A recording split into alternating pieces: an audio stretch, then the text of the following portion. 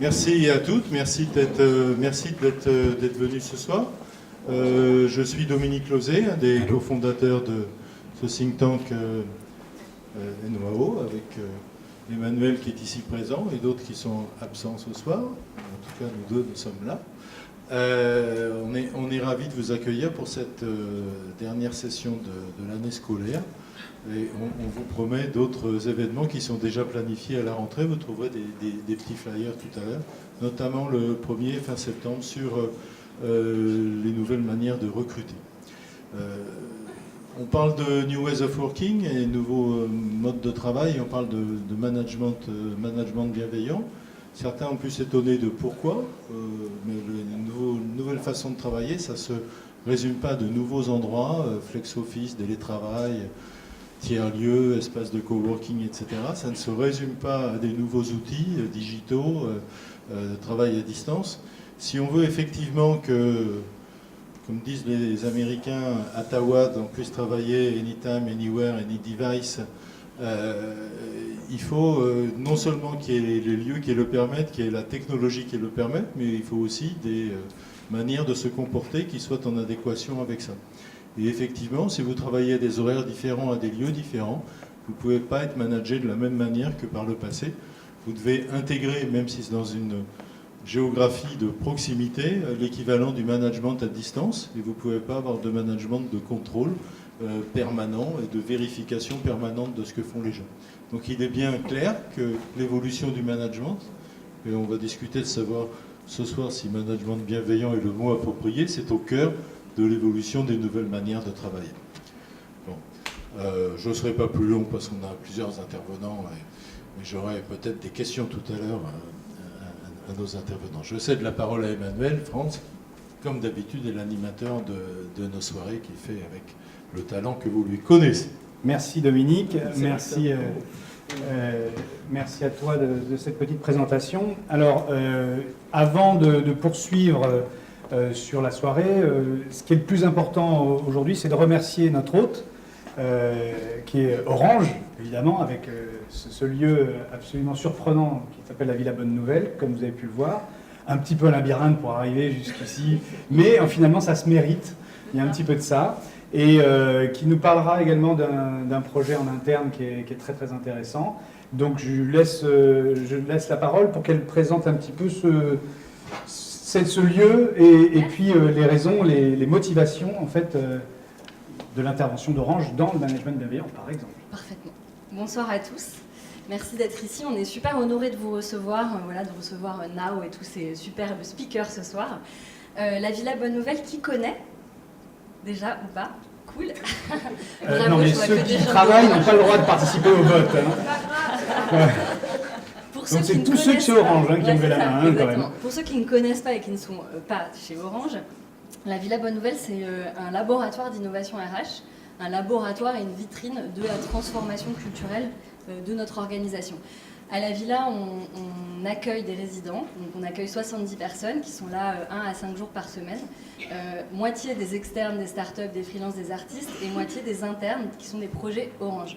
Et on construit avec eux un collectif pendant 1 an autour cette année de la qualité de vie au travail et des nouveaux modes de management notamment. Et dans le cadre de cette promotion, on accueille cette année notamment Peggy Dirson, qui est avec nous, et qui travaille sur le management bienveillant et qui est une illustratrice parfaite de ce qu'on peut faire au quotidien avec sa start-up Cortex Insulaire. Et qui a un challenge incroyable, c'est de pitcher ce qu'elle fait en moins de 10 secondes. Ça, je t'ai pas mis assez de pression, ça va? Nickel. Ça, c'est bienveillant, vous voyez. Merci beaucoup. Donc, Cortex Insulaire a pour mission de développer les relations saines, celles qui font grandir et s'épanouir, et facilite la collaboration en accompagnant les managers et les managés. Parce que la bienveillance, c'est l'affaire de tous et de toutes, de chacun et de chacune. Et elle pourrait se résumer à traiter les autres comme on aimerait être traité. Et surtout, la bienveillance, elle est miroir. C'est-à-dire que quand on émet de la bienveillance, on en reçoit également. Et elle fait du bien à celui qui l'émet, comme à celui qui reçoit. Et également, elle permet de libérer les pleins potentiels. Et une dernière chose qu'on pourrait dire, c'est qu'en m'acceptant tel que je suis, je me donne les moyens de changer. Et la bienveillance, ça commence par soi. Merci Peggy. Évidemment, ça va être largement débattu ce soir, donc ça nous donne une introduction magnifique pour parler de la bienveillance.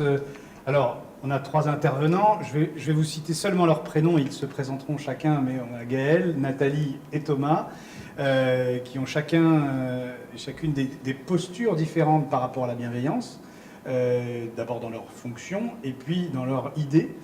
Et donc, pour pouvoir bien rentrer dans l'action de notre think tank, je vous propose un petit jeu sympa, ce qu'on appelle nous un icebreaker, donc pour briser la glace. Donc, je vous propose de vous connecter avec vos téléphones sur le site menti.com. Vous avez le droit de le faire, les intervenants, absolument. Et donc, là-dessus, vous avez un code à positionner. Et donc, c'est un petit sondage en ligne, direct. Il y a 3 questions, ça ne va pas être très long.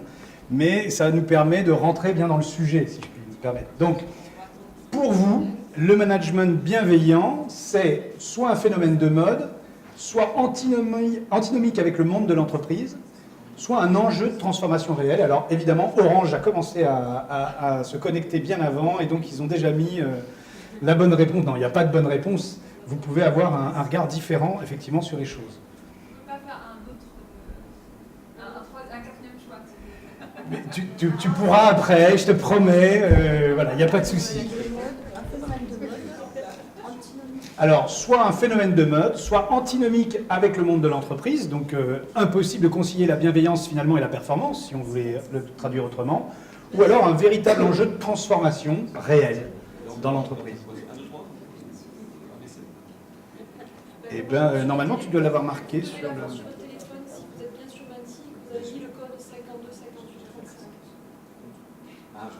Voilà. Il est important de retirer ses moufles avant de jouer. Jean-Marc, désolé, c'était trop facile. Qui aime bien châtie bien.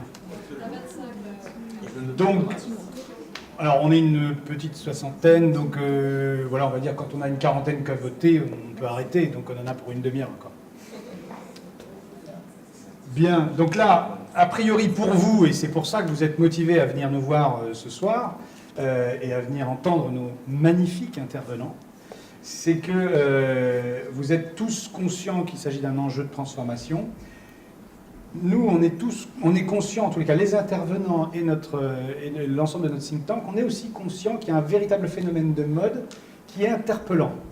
On en discutera tout à l'heure, mais c'est finalement au départ une des clés de l'organisation de cette soirée, c'est que cette bienveillance, elle est souvent affichée, rarement tenue, et parfois inverse de ce qui se fait dans la réalité.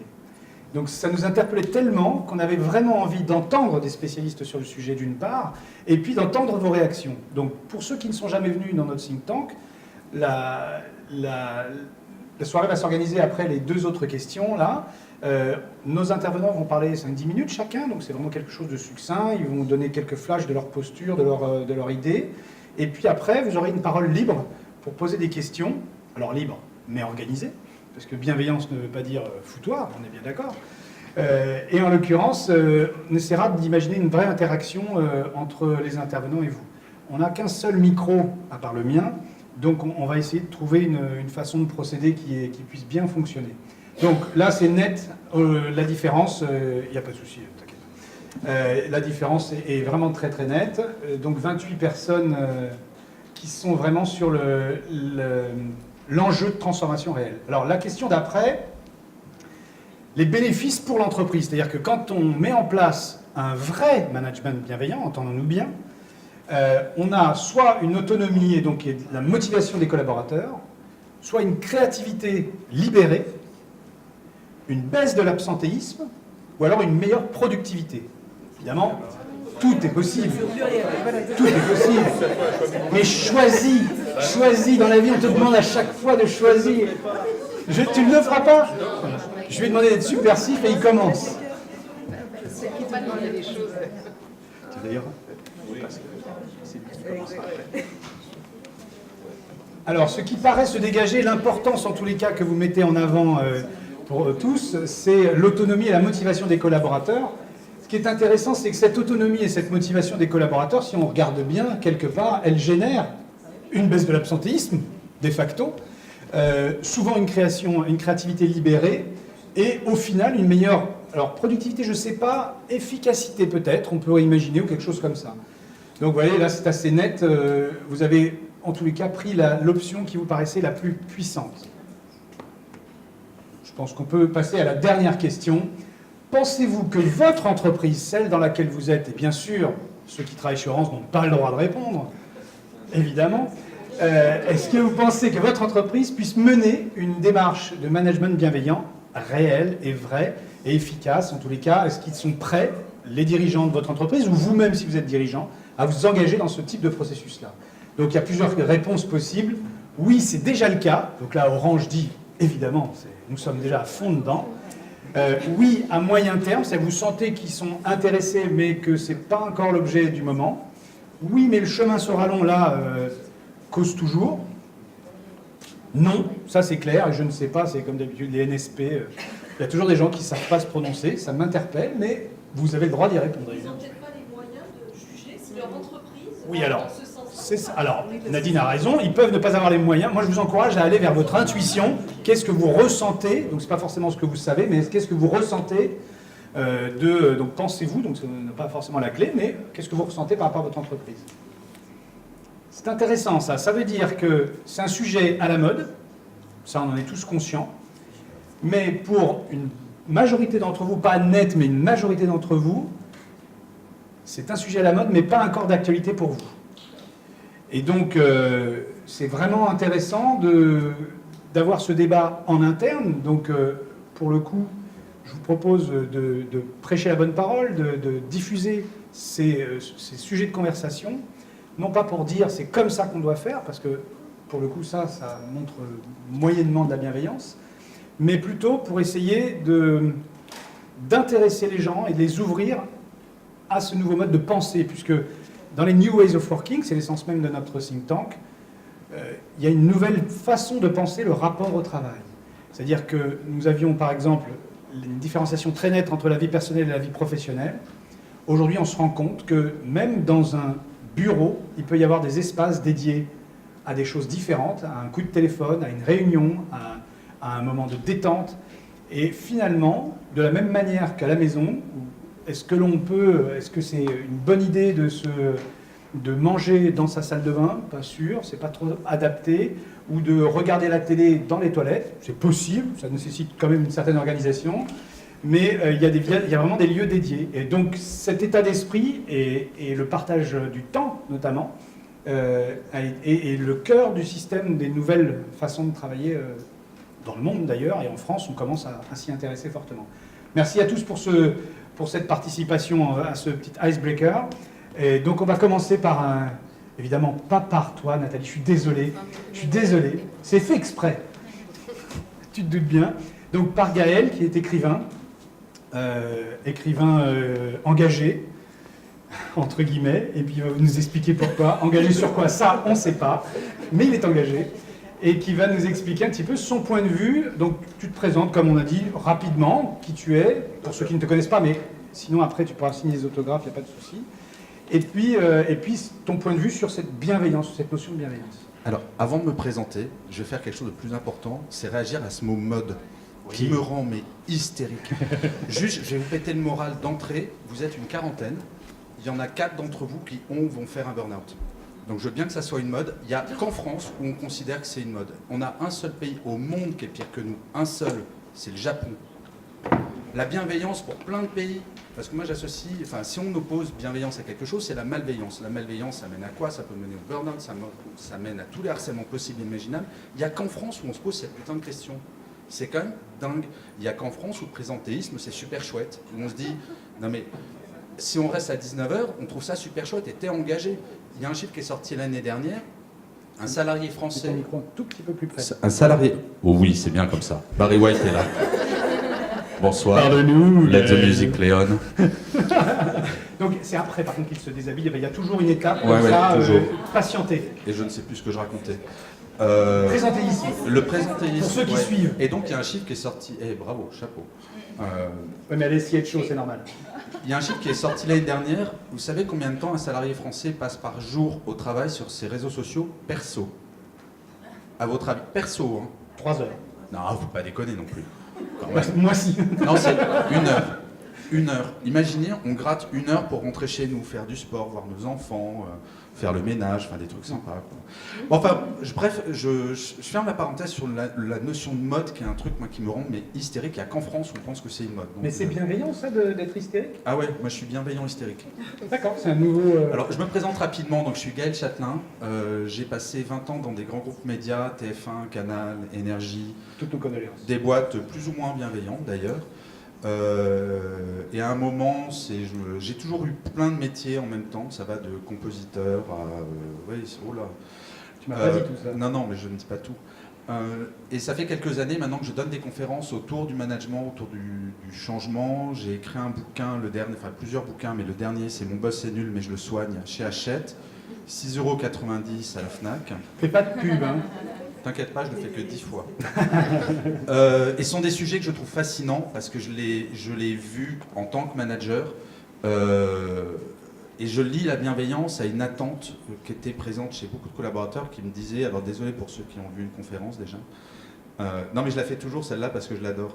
Est-ce qu'il y en a ici qui croient, parce que ces collaborateurs venaient me voir et me disaient comment on fait pour trouver le bonheur au travail? Il y en a qui croient que bonheur et travail peuvent être 2 mots collés ou pas dans cette salle? Levez la main ceux qui pensent que ces 2 mots peuvent être associés. Bonheur et travail, bonheur au travail. D'accord? Attention à vous, ça va pas bien se Vous passer. êtes une bande de psychopathes. Et ça, faut arrêter. Faut arrêter avec ce fantasme du bonheur au travail. Explication très rapide. L'étymologie du mot travail, c'est tripalium. En latin, c'est un outil que les Romains utilisaient pour torturer les esclaves qui bossaient pas bien. Logique. Dans notre... Et si on... Mais, tout à fait. Alors, il y a des femmes dans l'assistance. On a un truc tous en commun. On est tous nés dans une salle Travail. de travail. La femme qui se lève là tout de suite pour me dire mon accouchement ça a été un bonheur, pas le résultat, l'accouchement. Elle se lève tout de suite. Non, il y a la péridurale maintenant. Oui, maintenant. Là, tu vas te mettre à dos toutes les femmes. Mesdames, Voilà. Alors moi je suis debout, mais ça veut pas dire Pas que le tout s'est bien résultat. passé. Pas le résultat. Les contractions, moi une meuf qui me dit les contractions ça a été un bonheur. Non mais le travail en tant que tel. Et c'est à tel point. Alors attendez, concentrons-nous sur ce que Gaël dit, parce que... Non, pas terrain glissant, parce que la culture judéo-chrétienne, si on regarde ça, j'ai creusé. Voilà. La première fois que ça apparaît dans la littérature, c'est dans la Bible. Pour punir Ève, Dieu lui a dit, tu vas accoucher dans la douleur. Mais ça va plus loin. En 1484, on a un pape, Innocent VIII, le bien nommé, qui devait relire sa Bible, moi je l'imagine comme ça, qui voit, tu accoucheras dans la douleur. Or, les Grecs étaient plus malins. Ils avaient dit, le travail de l'accouchement, il doit y avoir du bien-être. Et ils ont inventé un formidable métier, qui était le métier de ma maman, sage-femme. Et bien Innocent VIII, à 1484, il relit sa Bible, il se dit ça, c'est contre la volonté de Dieu, brûlons les sages-femmes. En France, la notion de bien-être au travail est quelque chose qui n'est pas dans nos cultures. Alors maintenant, le travail de l'accouchement, il y a les péridurales et compagnie, et je suis convaincu profondément que la bienveillance fait partie du bien-être au travail, et c'est l'idée de comment on se fait nos petites péridurales au quotidien, individuellement. Parce que le bien-être au travail, Tu rêves d'être enceinte, avoue-le. aussi, depuis très longtemps. Depuis très longtemps. Depuis très longtemps. Il y a une vidéo, alors il faudrait que je vous l'envoie, une vidéo très drôle. Il y a un outil qui permet à un homme de connaître les douleurs de Absolument. l'accouchement. Et C'est cette vidéo magnifique. est juste C'est magnifique. extraordinaire. À Extraordinaire. donner à tous les futurs pères. Mais tout ça pour dire que c'est vraiment une responsabilité individuelle et on ne peut pas compter sur le collectif sur ce genre de choses. On ne peut pas compter que sur le collectif. Mais dans nos vies perso, c'est ce qu'on fait en permanence. Je ne sais pas s'il y a des gens qui se sont séparés d'un compagnon ou d'une compagne un jour.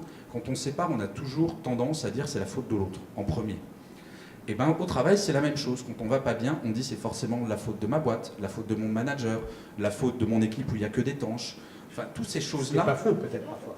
Alors moi maintenant je travaille tout seul, donc je suis plus tranquille. Ça veut pas dire que t'es pas de tanche. Mais par exemple, je suis marqué, on parle beaucoup de déconnexion au travail. Et toute la problématique du bien-être, je pense, et de la bienveillance, c'est de donner des opportunités de déconnecter. Et la déconnexion, il y a un truc absolument horrible qui s'appelle le smartphone, où on est connecté en permanence et on reçoit des mails. Et j'ai beaucoup de managers qui viennent me voir en me disant « Non, mais moi je fais des mails le week-end, le soir, pendant les vacances, mais j'ai bien précisé à mon équipe qu'ils n'ont pas besoin de répondre. » Et en fait, faites un test. Vous envoyez un mail à 5 personnes un week-end. Il y a toujours un faillot qui répond. Et le problème, c'est pas le faillot, c'est les 4 qui déconnectent vraiment, qui le lundi vont se sentir super mal en se disant « Merde, L'autre, il est plus impliqué que moi. Donc il y a une responsabilité individuelle du manager et j'essaye de faire passer ces messages. Tu me stoppes quand j'ai passé mon quota. Non, mais par contre, j'aimerais bien que tu reviennes un tout petit peu sur vraiment la différenciation que tu fais entre le bonheur et le bien-être. Parce qu'en réalité, on aspire tous au bonheur. Donc c'est une quête, c'est un chemin. Donc en tant que chemin, il est logique. Toi, ce que tu dis, c'est que l'état de bonheur n'existe pas. Toi, tu as répondu à la question. Parce qu'en fait, le problème du bonheur, c'est comme dans nos vies perso, c'est une quête. Le bien-être, c'est un état. D'accord. C'est quelque chose qu'on a, on Et est bien. Et quand ou on met n'est le pas truc bien. à l'envers, on se plante. C'est ça que tu dis en fait. Quand on met le bonheur comme un état, finalement, ça génère de la frustration puisqu'on ne l'atteint Mais jamais. moi, je pense pas que le bonheur puisse être un état. Le bonheur est une quête et c'est la nature humaine. C'est l'herbe est toujours plus verte à côté. On veut, si on a une augmentation, on va se dire tiens, ça serait sympa que j'en ai un peu plus. Si on a un nouveau boulot, on va se lasser au bout d'un certain temps, on va vouloir changer. Alors que le bien-être, le côté, on peut déconnecter, le côté notre manager et notre entreprise met des conditions de travail qui sont agréables. Ça, c'est un état très concret. Et je reboucle sur la notion de mode, sur deux éléments qui sont hyper intéressants. Je pense que les années 80 ont été un drame pour le bonheur au travail. Alors déjà, pour les plus vieux d'entre eux, j'en vois quelques-uns qui ont des poils blancs dans la barbe. Je ne sais pas si vous vous rappelez, dans les années 80, il y avait Bernard Tapie qui avait un prime time sur TF1 qui s'appelait Réussir. On parlait du monde de l'entreprise à la télé. L'argent a été mis au-dessus de tout. De tout. Vraiment. Pas qu'à la télé. Oui, absolument partout dans la société. On est devenu une société boursière. Alors, c'est pas un discours politique, je vais vous tenir. Si, on a dit que tu étais engagé. Non, du tout, vraiment. Il n'y a rien de politique. J'engage tous ceux que ça intéresse, qui pensent qu'une entreprise, c'est forcément ça, à relire l'origine du capitalisme. Deux personnes, Adam Smith et Ricardo. Donc des mecs qui remontent quand même à quelques siècles. La définition d'un patron pour Adam Smith, qui a théorisé, au même titre que Marx a théorisé le communisme, Adam Smith fait partie des grands théoriciens du capitalisme. Ce qu'il disait d'un patron, un patron doit bien traiter ses salariés, bien les payer, bien les soigner, et surtout payer l'éducation des enfants de ses ouvriers. C'est-à-dire qu'il y avait une responsabilité sociétale qui incombait à l'entreprise. Non, c'est super cynique. C'est vraiment cynique, parce que ce qu'il disait, c'est L'outil de si les enfants sont bien éduqués, je vais pouvoir les recruter après. Si mon salarié est en bonne santé, D'accord. il va pouvoir Trop bien. travailler plus souvent. Mais la bienveillance en entreprise et le bien-être, et c'est vraiment quelque chose qui change en France, et je le vois pour passer parce que oui, j'ai oublié de vous dire, je donne beaucoup de conférences dans des grands groupes, et il y a vraiment un changement de paradigme qui arrive depuis 2 ans. En fait, ça tombe bien qu'on soit chez Orange, parce que le début de la réflexion sur le bien-être au travail, c'est chez France Télécom que ça a commencé, avec la vague de suicides Et Renault. 2008. Et Renault. Enfin, France Télécom a été enfin bon, peu importe. Je sais pas si on Mais a autour de suicide, 2008, mais il y a eu une vraie prise de conscience. Mais ces politiques QVT ont été mises en place avant tout pour se dire merde, pour l'image de ma boîte, je ne peux pas me permettre d'avoir des suicides chez moi. Et là, depuis 2 ans, je vois une tendance qui est très forte parce qu'il commence à y avoir vraiment des datas où on voit la bienveillance et le bien-être au travail, c'est source de rentabilité. Le MIT à Harvard en fait une étude, une entreprise où le bien-être est présent, réduit son absentisme de 31%. Quand vous savez que le nombre de jours d'absence d'un salarié français par an, c'est 16,6 jours, ça laisse quand même rêveur sur l'impact économique que ça peut avoir. Et donc des patrons qui pouvaient être réticents commencent à se dire, tiens, c'est peut-être pas idiot, je vais peut-être pouvoir développer la créativité, réduire l'absentisme, mais surtout, et là je vois avec beaucoup de grands groupes, ils n'ont pas le choix. Pour une seule raison, c'est moi je fais partie de la génération X. Donc je suis la première génération où dans les années 80, on m'a pipoté, c'est tu fais une classe prépa, tu vas faire une grande école de commerce et tu seras PDG à 35 ans et tout ira bien parce que les salauds de vieux, ils vont partir à la retraite très vite. Je suis la première génération, il y en a 2-3 la génération, et je suis sûr que vous avez des proches qui ont connu le chômage, qui se font taire. 70, 80 ans, c'est ça? Ouais, 60, 80 ans, c'est ça, je t'emmerde. Ça, c'est bienveillant. Mais moi, j'ai été élevé par des parents, comme certains d'entre nous, qui étaient issus des 30 Glorieuses, où l'économie allait bien, où si le boulot, ça les saoulait, ils changeaient. Nos enfants, il n'y en a pas un seul, pas un, qui n'ait pas, dans son enfance, connu un proche qui était au chômage. L'entreprise n'est pas un endroit sympa pour eux. L'équilibre vie privée, vie professionnelle est centrale, absolument Donc, centrale. Depuis 2 ans, et ça me fait une transition magnifique, depuis 2 ans, il y a un vrai changement de mentalité. En France, on commence à s'intéresser à la bienveillance et aux nouveaux modes de travail dans l'entreprise. Et donc est apparue une nouvelle race d'accompagnants. C'est des gens qui accompagne à la transformation. Et on a une représentante extraordinaire, en la personne de Nathalie, sur ce sujet-là. Donc merci de te présenter et puis de nous dire déjà de réagir face à ces propos qui sont hautement... Ils sont odieux. Odieux. Parce que d'abord, est-ce qu'on peut mettre sage et femme sur la même phrase? Je veux dire, à un moment donné, c'est incroyable. Mais c'est pas possible. Je pense qu'il y en a qui vont se faire lyncher avant la fin des échanges. Mets bien le micro, encore une fois. Bonjour à tous, donc je suis Nathalie Ruchot, je suis directrice au sein du cabinet Assenis. Nous accompagnons des transformations dans les grandes entreprises autour de l'expérience client et de l'expérience salariée. Et à ce titre, on est amené à accompagner des transformations culturelles sur deux sujets. D'une part, la relation à l'autre, au client bien sûr, mais aussi à son collègue en interne. Et puis autour de la transformation de la culture managériale. Et notamment le management bienveillant. Alors, c'est pas comme ça qu'on l'appelle, nous, mais c'est pas grave. Comment tu l'appelles, toi ? Nous appelons ça le management par l'intention. Le management par l'intention, c'est le management qui consiste à libérer le geste, c'est-à-dire être moins normatif, à laisser du champ sur le comment, et à travailler en revanche l'intention, c'est-à-dire travailler finalement l'envie. Et pourquoi vous n'avez pas voulu appeler ça de la bienveillance? Parce que ce n'est pas que de la bienveillance. Ah, c'est mieux?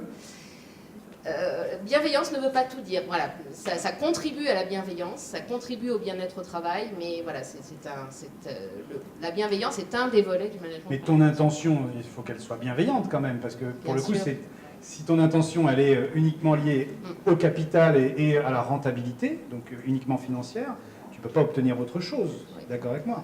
C'est bien l'idée. C'est pour ça que la bienveillance est le socle du management par l'intention. Et quand Emmanuel m'a parlé du thème management bienveillant, j'ai eu envie de vous partager trois choses. Deux étonnements, d'une part, des choses qui m'étonnent encore, malgré une courbe d'expérience quand même relativement importante sur ces sujets-là. Et puis, quelques leviers pour travailler sur le management bienveillant. Mon premier étonnement, et ça continue à m'étonner, régulièrement, on a des entreprises qui nous appellent en nous disant « Mais est-ce que vous pouvez mettre... nos managers là dans une salle et puis leur apprendre à être bienveillants dans leur management. » Alors oui, effectivement, c'est une manière de voir les choses. Comme si c'était un outil. Comme si c'était un outil, comme si on l'apprenait par des techniques. Allez, on s'entraîne à la bienveillance. Technique numéro 4 de bienveillance, et j'enchaîne directement avec une 15. Et voilà. Voilà. Est-ce que ça marche comme ça, la bienveillance? Hélas, non. Sinon, je pense Pourquoi qu'on hélas serait je pense que ce serait beaucoup plus facile à travailler, en fait. Ah. Donc non, ça ne marche pas comme ça. La bienveillance, c'est avant tout une question d'état d'esprit, de manière d'aborder sa relation au manager. Et cet état d'esprit, il ne peut se développer qu'à condition d'avoir un environnement qui crée les conditions favorables à la bienveillance. Tu veux dire un lieu? Un écosystème, d'évoluer dans un écosystème d'entreprise qui permette la bienveillance. Quand vous êtes dans la jungle, tout seul, avec des lions qui rôdent autour de vous. Ce qui nous arrive assez fréquemment. Voilà. Je pense que vous n'avez pas forcément très envie, vous n'êtes pas forcément très enclin à être bienveillant, parce que vous êtes centré sur vous, sur votre propre survie. Parfois, notre écosystème en entreprise, c'est ça. Il nous pousse à nous centrer sur nous, sur notre survie, sur notre résistance au stress, des objectifs et des injonctions qui nous sont envoyés en permanence. Nous sommes attentifs à la moindre erreur que nous allons faire en ayant peur de se faire remonter les bretelles, voire pire. La peur de l'échec, la peur de l'erreur. Exactement. Donc la première responsabilité de l'entreprise qui souhaite développer ce management bienveillant, c'est de travailler sur son écosystème et de mettre en place un écosystème qui permette de protéger le manager, qui permette de faire qu'il évolue en confiance dans l'entreprise. Et ça lui permettra d'être bienveillant et de se centrer sur ses collaborateurs. Alors, j'ai des tas d'exemples qui me viennent en tête, je vais vous en citer deux. Dans une entreprise que nous accompagnons, le comité de direction, à un moment, s'est rendu compte, justement, en travaillant sur cet écosystème un peu protecteur, s'est rendu compte que finalement, 90% du comité de direction était descendant. C'était le chef qui parlait, qui disait ce qu'il fallait faire. Et quand le chef ne parlait pas, ce sont les sous-chefs qui demandaient « Mais chef, qu'est-ce qu'il faut faire ?» La culture du chef, quand elle est poussée à l'extrême, est extrêmement préjudiciable à la bienveillance. Parce qu'on est centré sur ce que dit le chef, au garde à vous, on attend que le chef nous dise quoi faire, Et toute la ligne managériale rebascule, ce que dit le chef, sur son N-1.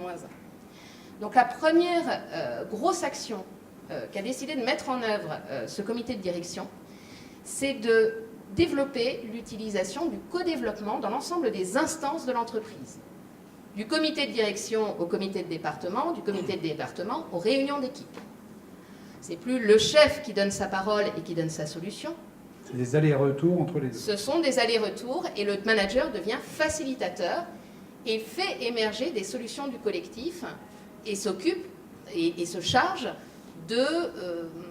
d'organiser finalement des test and learn autour des solutions qui ont émergé. Mais est-ce que cet élément-là n'est pas quelque part aussi la conséquence de ce qu'est un manager aujourd'hui, par exemple en France, où vous réussissez dans un domaine, on est expert dans un domaine, on veut te promouvoir, le seul outil que l'on ait de promotion, il est de te faire passer le cran du dessus, c'est-à-dire le manager, alors que tu n'as pas nécessairement les compétences, ni même l'envie, mais par contre, ça ne se refuse pas, parce que si tu refuses cela, tu coupes ta carrière complètement.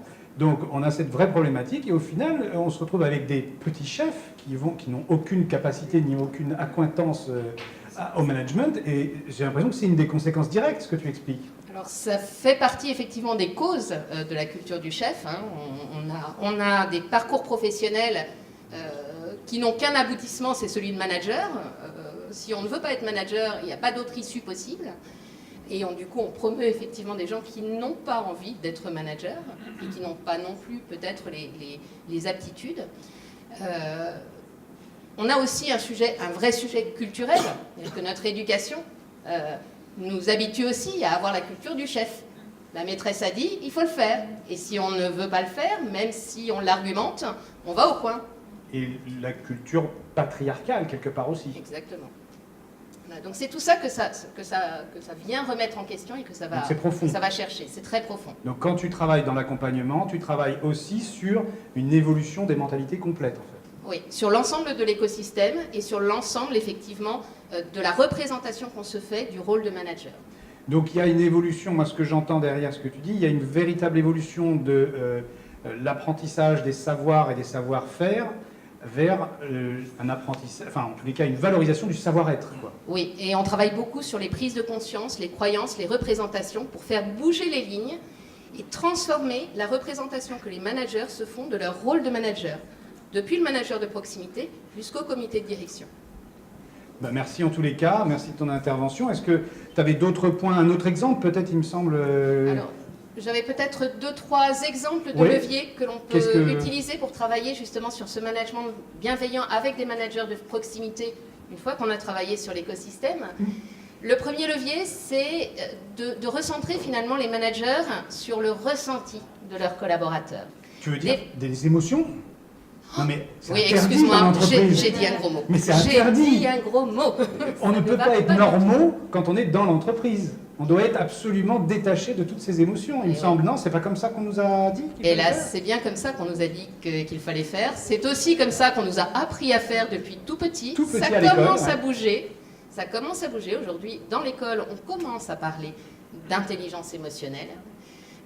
Et aujourd'hui, les entreprises voire même relationnel. Et aujourd'hui, les entreprises ont beaucoup de travail, ont un gros travail à faire autour de ces sujets-là. Et là, je te coupe 2 minutes parce qu'il y a quelque chose qui est très très important en train d'être fait. Et là, c'est pas de l'engagement politique non plus. Mais dans le gouvernement Macron, ils font pas que des bonnes choses. Mais le ministre de l'Éducation nationale est assez impressionnant sur ce sujet-là. Parce qu'il est en train de casser tous les dogmes de l'éducation qu'on avait jusque-là, tu sais, méthode syllabique globale en fait. Et pourquoi on n'utiliserait pas les deux et puis on voit qui prend quoi dans la classe. Et toutes les nouveautés, en fait, toutes les connaissances que l'on a aujourd'hui en neurosciences nous montrent que les différents modes d'apprentissage ne sont pas répartis de manière équitable chez tout le monde et que donc on a un vrai intérêt à s'y pencher pour pouvoir parler à l'autre. Et donc dans l'entreprise, on pourra peut-être arriver jusque-là. Oui, et je pense que les entreprises ont intérêt à prendre les devants, parce que quand la génération qui commence à travailler sur l'intelligence émotionnelle va arriver sur le marché, ça va faire mal. Ça va faire mal, exactement. Donc, voilà, quelques exemples de choses qui fonctionnent bien pour travailler avec les managers sur ce management bienveillant, c'est effectivement se définir des objectifs ou des lignes conductrices en termes de ressenti visé chez ses collaborateurs. Se dire finalement, moi, j'aimerais que d'ici 1 an, mes collaborateurs soient toujours sûrs du sens de leur action, se sentent toujours compris, pris en compte. Voilà, vous en avez 100 possibles. Et de manière très opérationnelle, quand un manager aborde un acte de management, quel qu'il soit, une réunion, un entretien, etc., au-delà du fait de se fixer un objectif opérationnel, par exemple, je veux qu'il soit convaincu que, ou je veux qu'il soit boosté à fond pour me faire plein de ventes, se fixer simplement un objectif de ressenti. Je veux qu'il se sente comment à l'issue de cet acte de management. Et vous verrez que ça change complètement la manière d'aborder son acte de management. C'est ça l'intention positive. Alors il y a des entreprises où justement on parlait tout à l'heure de cette pyramide de l'évolution, on est expert et donc on devient manager après, etc. Et dans certaines entreprises, on teste un management qui n'est pas hiérarchique, donc transversal, avec des managers dont le métier n'est pas de contrôler et de diriger les équipes, mais de les motiver et de les animer. Et je pense que cette tendance-là répond en partie effectivement à cela, mais d'ici à ce qu'on y arrive... Oui, et puis j'ai une conviction, c'est que nos entreprises à organisation classique peuvent très bien également s'y mettre. Ce sont des transformations qu'on peut opérer avec les managers. Toi, tu as l'habitude de ça, en fait. Oui, on a l'habitude de ça, on voit c'est pas ces des gros transformations mammouths à déplacer. Et pourtant, ce sont souvent de très grandes entreprises. Nous citions Orange tout à l'heure, c'est une des entreprises que nous accompagnons, puisque nous accompagnons le programme de transfo managérial d'Orange. Et ça bouge énormément. Et nous avons aujourd'hui des retours des directions nationales qui nous disent, mais vous vous êtes occupé des gens de terrain sur l'ensemble de la ligne hiérarchique, c'est très bien, mais là on commence à sentir qu'il y a un vrai décalage entre eux et nous, donc venez chez nous, venez dans nos codires aussi, parce que nous, il faut qu'on évolue. Donc ça fait des petits. Ça fait des petits. Ça c'est pour, tu vois, faire le lien avec la sage-femme. T'as vu un petit peu? Non, Wow. C'est incroyable. C'est incroyable. Donc merci en tous les cas. Donc tu réagiras évidemment tout à l'heure aux questions-réponses. Et puis, donc on a parlé de ces entreprises, alors certes, celles qui sont accompagnées pour cette transformation, mais finalement, qu'est-ce que disent les dirigeants de ces entreprises-là? Est-ce qu'il est facile dans cette nouvelle mentalité, dans ces nouvelles façons de travailler, est-ce qu'il est facile d'être un DRH, par exemple, d'être un CEO, d'être aux commandes et d'avoir toutes ces politiques-là à mener, ou en tous les cas à écouter? Donc on a la chance d'avoir un DRH chez nous, donc on en a trouvé un vrai, un sympa. Parce qu'ils ne sont pas tous comme ça, mais là on en a trouvé un vraiment bien, donc Thomas, qui est DRH dans une toute petite boîte, c'est ça, hein, de quartier. Et tu vas nous expliquer un petit peu les enjeux de ce management bienveillant dans une entreprise, dans la tienne, et avec peut-être une double casquette que tu as, qui n'est pas seulement DRH. Oui, alors, je ne vais pas trop parler de ma double casquette. Donc oui, tu ne fais pas que ça. Je ne fais pas que ça. Voilà. Alors oui, bon, je vais déjà me présenter, effectivement. Je suis Thomas Sarrazin. Je suis le DRH groupe des éditions Lefebvre-Sarrut, ELS. Alors quand je vous dis ça, ça ne va pas du tout vous parler. Dès que je vais vous dire Dalloz, Francis Lefebvre, et édition législative, donc c'est une petite boîte. Donc ça c'est pour la France. Petite boîte de quartier. Et il se trouve qu'on est le 4e mondial dans l'édition juridique, 2e en Europe, 1er en France, et on a 2600 collaborateurs. Alors ça y est, je vous ai fait la pub du groupe. Je ne parle plus. Ça c'est fait. J'ai une autre casquette effectivement, puisque c'est tendance là, c'est à la mode. Slasher. Je suis slasher. Voilà. Je suis Et on est plusieurs ici. Et a priori on est plusieurs. Et j'ai créé aussi en parallèle une société, et je suis associé fondateur d'une société qui s'appelle Members, et on recrute des prestats RH. Donc si vous avez besoin de prestats RH, perdez pas de temps, vous nous appelez, on va vous trouver les bons. En gros, c'est ça. La pub est faite. C'est fait aussi. 6,90 €. Non, c'est pas pareil. Non, c'est un peu plus cher. Un peu plus cher. Quand on a discuté de cette thématique, je me suis dit, bon, moi je suis pas un théoricien, j'ai pas trop réfléchi au sujet, je suis plutôt un praticien. Donc je suis plutôt là pour vous parler de mon expérience, telle que j'ai vécu les choses. Et pour vous parler de mon expérience, en fait, je vais reprendre un peu mon parcours quand même. Donc là, ça fait 6 ans que je suis dans cette belle société, qui est une entreprise à actionnariat privé, familial, 100%. C'est très important. On en reparlera après. Avant cela, j'étais chez un éditeur de soft, de logiciels de gestion, un gros truc anglais. Je vous laisserai regarder mon profil parce que je ne vais pas leur faire de pub, même si c'est une très belle entreprise.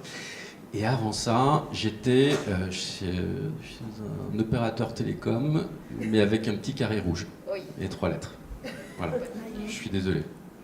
Bon, néanmoins, voilà, ça c'est mon expérience. Moi, mon job... Ouais, ça doit être ça. Ils se sont renommés depuis. Bon, moi, mon job, c'est d'accompagner des managers. La thématique, c'est le management bienveillant. Et quand il a fallu m'organiser pour ce soir, j'ai une amie qui m'appelle, qui me dit « Écoute Thomas, ce serait bien qu'on soit ce soir. » J'ai dit « Je suis désolé, j'interviens dans un think tank et je vais parler du management bienveillant. » Le mec, comment il s'appelle? Exactement. Donc c'était exactement pour l'impéter. Si ce n'est que, gros silence, là elle me dit « Mais c'est quoi ce truc bullshit ?» Je cite. À la mode, hein. À la mode. Voilà. Et là, bon, à sa défense ou pour sa décharge, je ne sais pas comment on dit dans ces cas-là, elle est avocate. Là, ok. Elle a tendance à voir le mauvais côté des choses. Mauvais côté des choses. Tout à l'heure, avant de venir, pour me la répéter à nouveau, j'étais en comité de direction, j'étais avec le président de Dalloz, j'ai dit, bon, là, il faut que je parte, parce que je vais intervenir dans un... Pour info, il est arrivé en retard. Voilà, hein, je suis arrivé en retard. Là, Et je vais parler aussi du management bienveillant. Il me dit, c'était quand même plus confortable de parler du management bienveillant que de parler du management malveillant. Ok. Et là, comme c'est le président, tu rigoles obligatoirement. Ouais, mais bon, du coup, je lui dis, ok, ouais, c'est cool, c'est vrai, t'as raison, etc. Bon. Néanmoins, parler de management bienveillant, pour moi, je suis pas sûr de la définition. Pour moi, je suis pas sûr qu'on puisse parler de bienveillance. Peut-être qu'effectivement, c'est un terme à la mode, possible. Mais néanmoins, dans mon expérience, moi, quand j'arrive pas à me définir comme étant un manager bienveillant, mais je vais vous expliquer un peu comment je fonctionne. Voilà. Dans mes entreprises précédentes, à chaque fois, j'étais un jeune manager et j'ai toujours été formé dans les parcours de manager. J'étais un vrai petit rat de laboratoire. Et je me disais, franchement, est-ce qu'on apprend des trucs là-dedans, quoi ? Est-ce que ça va vraiment me servir sur le terrain quand il va falloir que j'aille discuter avec des collaborateurs que j'encadre ? Parce que la théorie que vous avez vue 3 jours avant, que vous avez oublié tout de suite en sortant, c'est un peu compliqué de la mettre en pratique. Bon, ça a été vrai dans ma première vie, ça a été vrai dans ma seconde vie. Et quand je suis arrivé aux commandes du groupe, je me suis dit, enfin, je vais me faire plaisir. Donc, comme tout bon DRH qui se respecte, je me suis dit, allez, je vais faire un parcours pour les managers, ok ? Et c'est moi qui vais décider ce qu'on va mettre dedans. Ça, c'était plutôt cool. D'accord. Alors du coup, j'ai pris le parti de me dire, ok, je vais réunir les managers une première journée. On a fait un parcours de 8 jours, et puis la première journée, je les réunis. Et donc on se réunit dans une salle, c'est moi qui anime. Je mets un point d'honneur à voir tous les managers, parce que déjà, ça me permet d'avoir des retours terrain, donc ça, c'est plutôt pas mal. Et puis, justement, d'être celui qui va essayer d'infuser, alors, encore une fois, pas forcément ce management bienveillant, inspiré peut-être, je sais pas. Guidé peut-être. Infusé. Et je l'ai réuni dans une salle. Alors ça ressemble un peu à une salle d'alcoolique anonyme, vous voyez. Je suis assis tout seul, on est en cercle, il n'y a pas de table, c'est pas du tout, il n'y a pas de paperboard, il n'y a pas de support. Et c'est eux qui vont m'apporter la matière. Et donc toute la journée, on va voyager dans ce qu'ils ont envie de m'apporter. Moi, je sais à peu près où on va atterrir. J'ai quand même 2-3 idées, quoi. Et j'essaie de leur faire prendre conscience de ce que c'est qu'un manager. Alors je suis sûr que si je vous posais la question, vous auriez tous une différence d'appréciation, de définition de ce que c'est que le rôle de manager. Et donc je leur demande de me citer un terme d'action. Ok, c'est quoi un manager? Qu'est-ce qu'il doit faire? Qu'est-ce qu'il doit faire le manager? Je sais, il doit décider, déléguer, recadrer, former, motiver. Alors motiver, j'aime beaucoup. Contrôler, machin. Enfin, voilà. Je suis sûr que si on faisait l'exercice, on aurait une quantité astronomique de verbes d'action qui est censé faire un manager. Question suivante, qu'est-ce qu'un manager ne doit pas faire? Alors là, il ne doit pas être de mauvaise foi, il ne doit pas être affectif, il ne doit pas manipuler, il ne doit pas machin. Enfin, il ne fait plus rien s'il ne manipule pas. Attends, parce que c'est là où c'est intéressant. Je leur dis, vous vous rendez compte un peu de la charge qu'on vous demande, enfin de l'importance de votre job, à savoir tous ces verbes-là d'action, mais c'est pas étonnant qu'aujourd'hui, 80% des cadres ne veulent plus être managers. C'est une étude qui est sortie en décembre 2017, réalisée par Audencia. 80% des cadres ne veulent plus être managers. Ça veut dire qu'ils veulent plus être payés pareil pour faire 2 fois plus d'heures et se prendre tous les coups dans la tronche? C'est exactement ça. Dingue. Tu vois, enfin, à Oh, 300, 400 euros par mois en plus, et encore, c'est le bout du monde.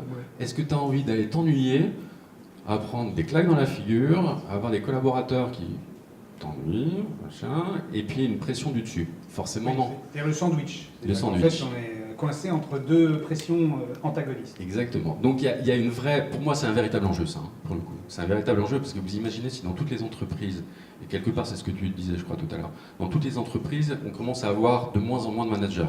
Il y a 2 jours dans le Nouvel Économiste, il y a un article qui est sorti qui disait la disparition du management. Ça je pense que ça pourrait être un sujet qui pourra être abordé plus tard dans le think tank. Effectivement ça c'est des vraies réflexions. Donc de moins en moins de personnes qui veulent être managers, ok. Une complexité de la tâche, on leur demande de plus en plus et toujours plus. Okay, donc c'est là où je pense que le management bienveillant a toute sa place. Vous disiez, madame, tout à l'heure, le management bienveillant, il faut commencer par être bienveillant vis-à-vis de soi-même. Ok. Et donc, dans la journée que j'anime, je fais le petit exercice de la signature. Alors, qu'est-ce que l'exercice de la signature? Ben, je vais vous le faire faire. Ceux qui ont un papier et un crayon, s'il vous plaît. Vous allez prendre... Alors, ceux qui ont un téléphone, ça peut le faire aussi. Avec un doigt. Ok. Vous écrivez votre nom et votre prénom et vous signez. Votre nom et votre prénom et vous signez. Simplement. Alors, n'écrivez pas nom-prénom. Hein. Écrivez bien votre nom et prénom. Votre nom et votre prénom. Non, mais c'est dingue. C'est bon pour C'est vous. les gens de chez Orange, en fait. Comment? Nom, prénom. Alors, avec le téléphone pour signer... Ouais, c'est possible. C'est fait? Ok. Ça sera diffusé en direct. Et maintenant, vous le faites avec l'autre main. Ah ouais, on connaissait, machin, c'est un truc, c'est trop simple. Finalement, ces trucs, astuces et outils, ça marche pas. Machin. Ok. C'est compliqué. Le résultat va pas être le même. Ça revenait sur la notion d'éducation tout à l'heure dont tu parlais. Alors, la réflexion immédiate, la réaction immédiate, c'est de dire il va falloir que je m'améliore, que je passe du temps à faire qu'avec ma main gauche, je signe aussi bien qu'avec ma main droite, etc. etc. On est bien d'accord. Donc du travail. Okay. Donc du travail. En fait, on s'en fout.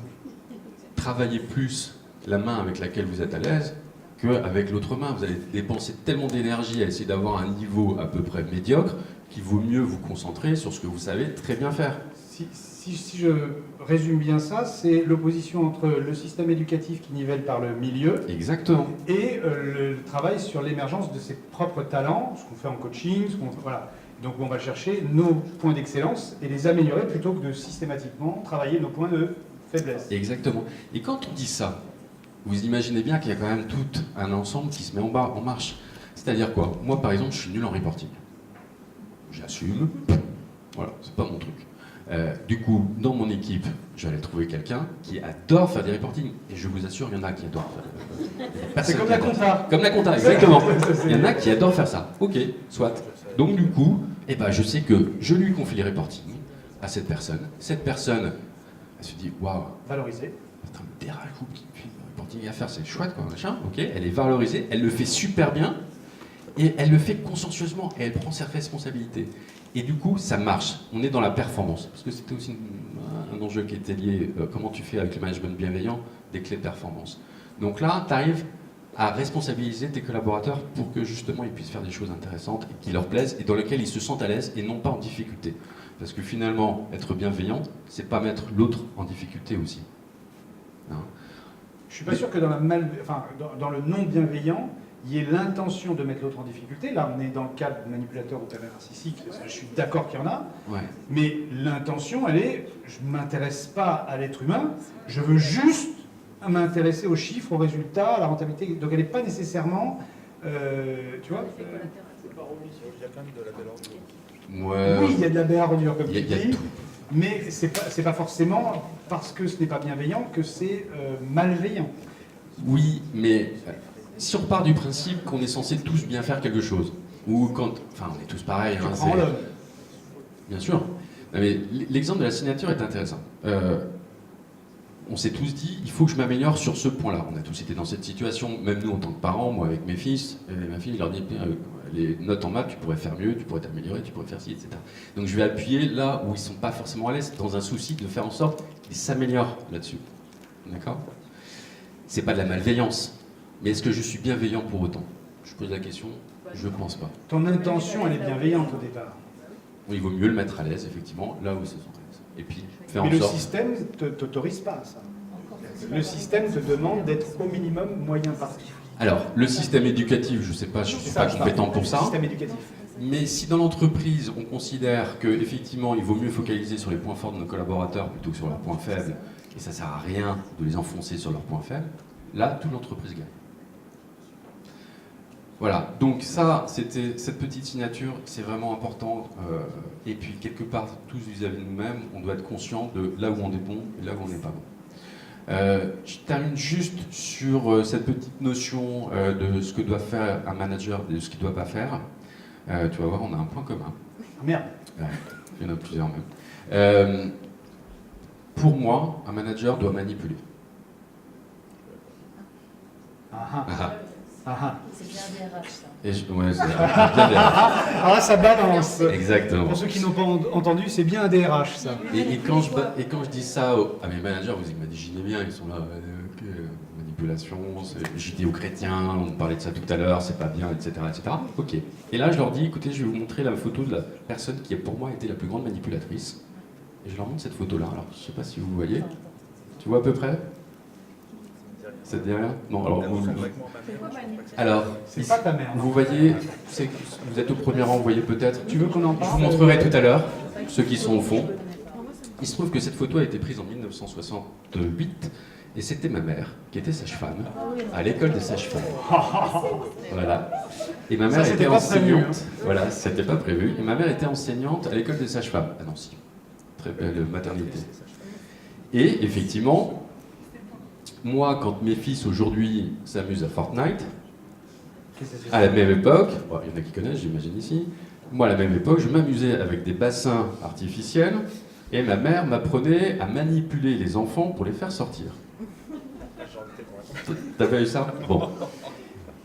Et donc pour moi, j'explique aux managers, je leur dis, écoutez, si vous arrivez, imaginez effectivement le rôle de la sage-femme qui fait en sorte de manipuler. C'est la maïeutique. C'est exactement la maïeutique, c'est le travail. Vous imaginez ? Il faudrait qu'on monte une conférence là-dessus. La maïeutique, le travail. Et l'art du manager, c'est ça, quoi. C'est de faire en sorte que le collaborateur qui est dans une position bien particulière devienne ce qu'il doit devenir.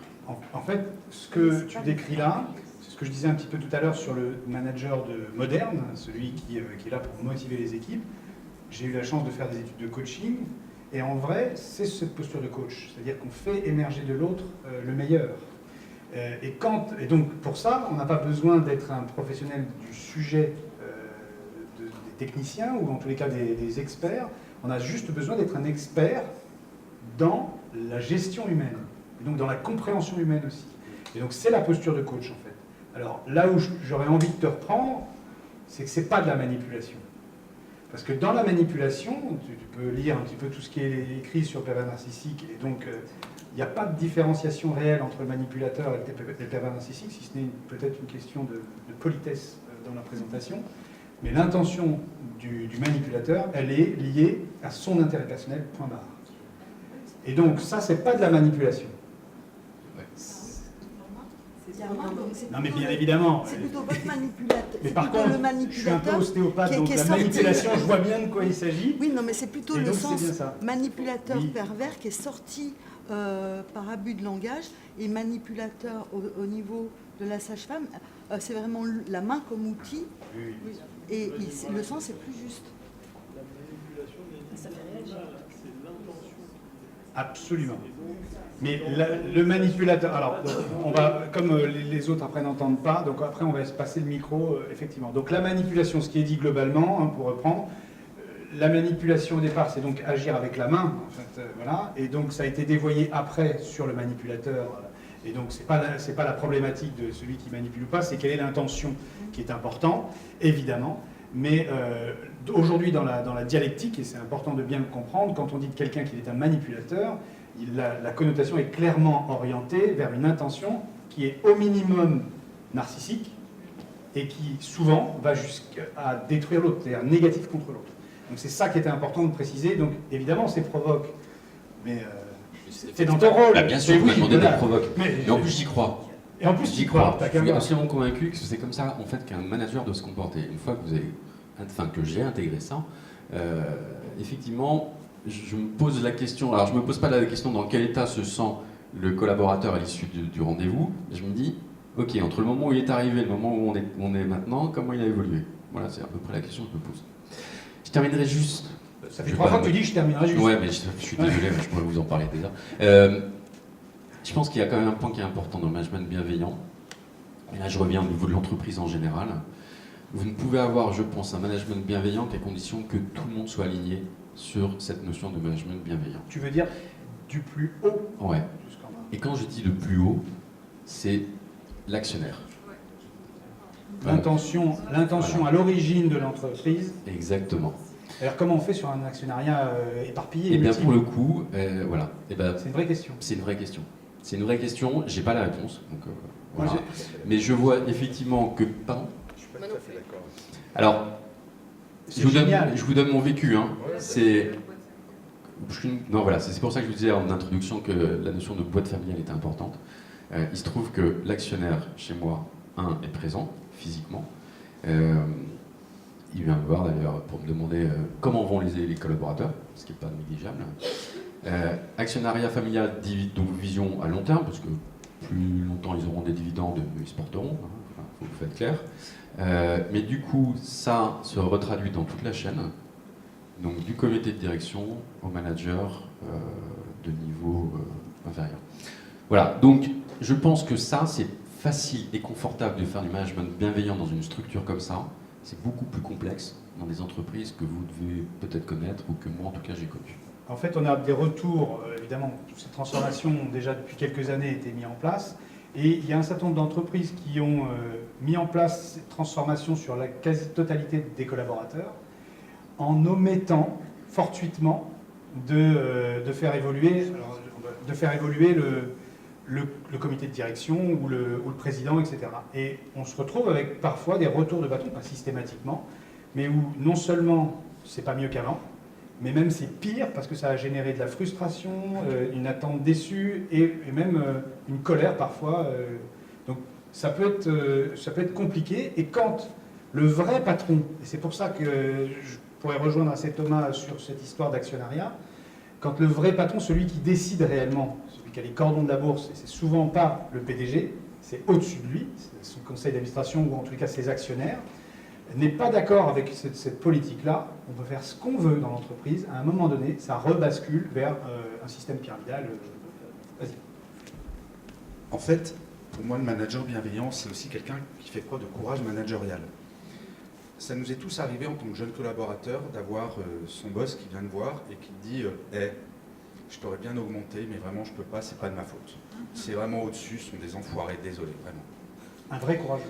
Ouais, mais justement, c'est vrai que bien sûr c'est plus facile de mettre du management bienveillant dans une structure qui est bienveillante. Pour autant, pour avoir vécu dans quelques milieux hostiles où les lions tournaient quand même beaucoup,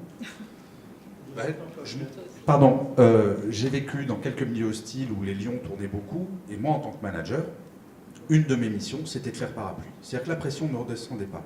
Et si jamais je devais annoncer à des collaborateurs qu'ils n'étaient pas augmentés, j'assumais. Parce que à la fois, ça doit être un parapluie, mais en tant que manager, on doit aussi être solidaire de ce qui se passe au-dessus. C'est-à-dire que c'est un choix. Et il y a des gens qui ne l'assument pas effectivement et qui, dans ces structures, se sentent très mal parce qu'ils se sentent en décalage par rapport à ce qui se dit au-dessus et ce qu'ils aimeraient dire. Mais à ce moment-là, il faut se barrer.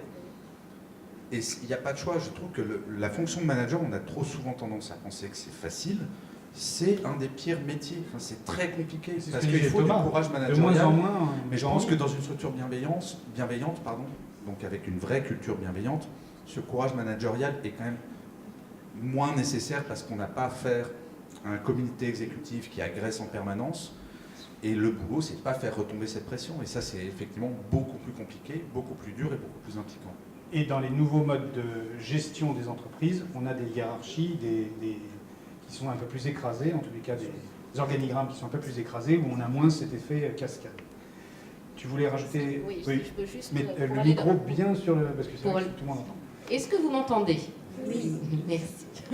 Donc pour aller dans ton sens, Désolé, une Thomas, chose, elle va dans son sens. une chose que l'on travaille beaucoup quand on travaille justement au management bienveillant, c'est le feedback, l'assertivité.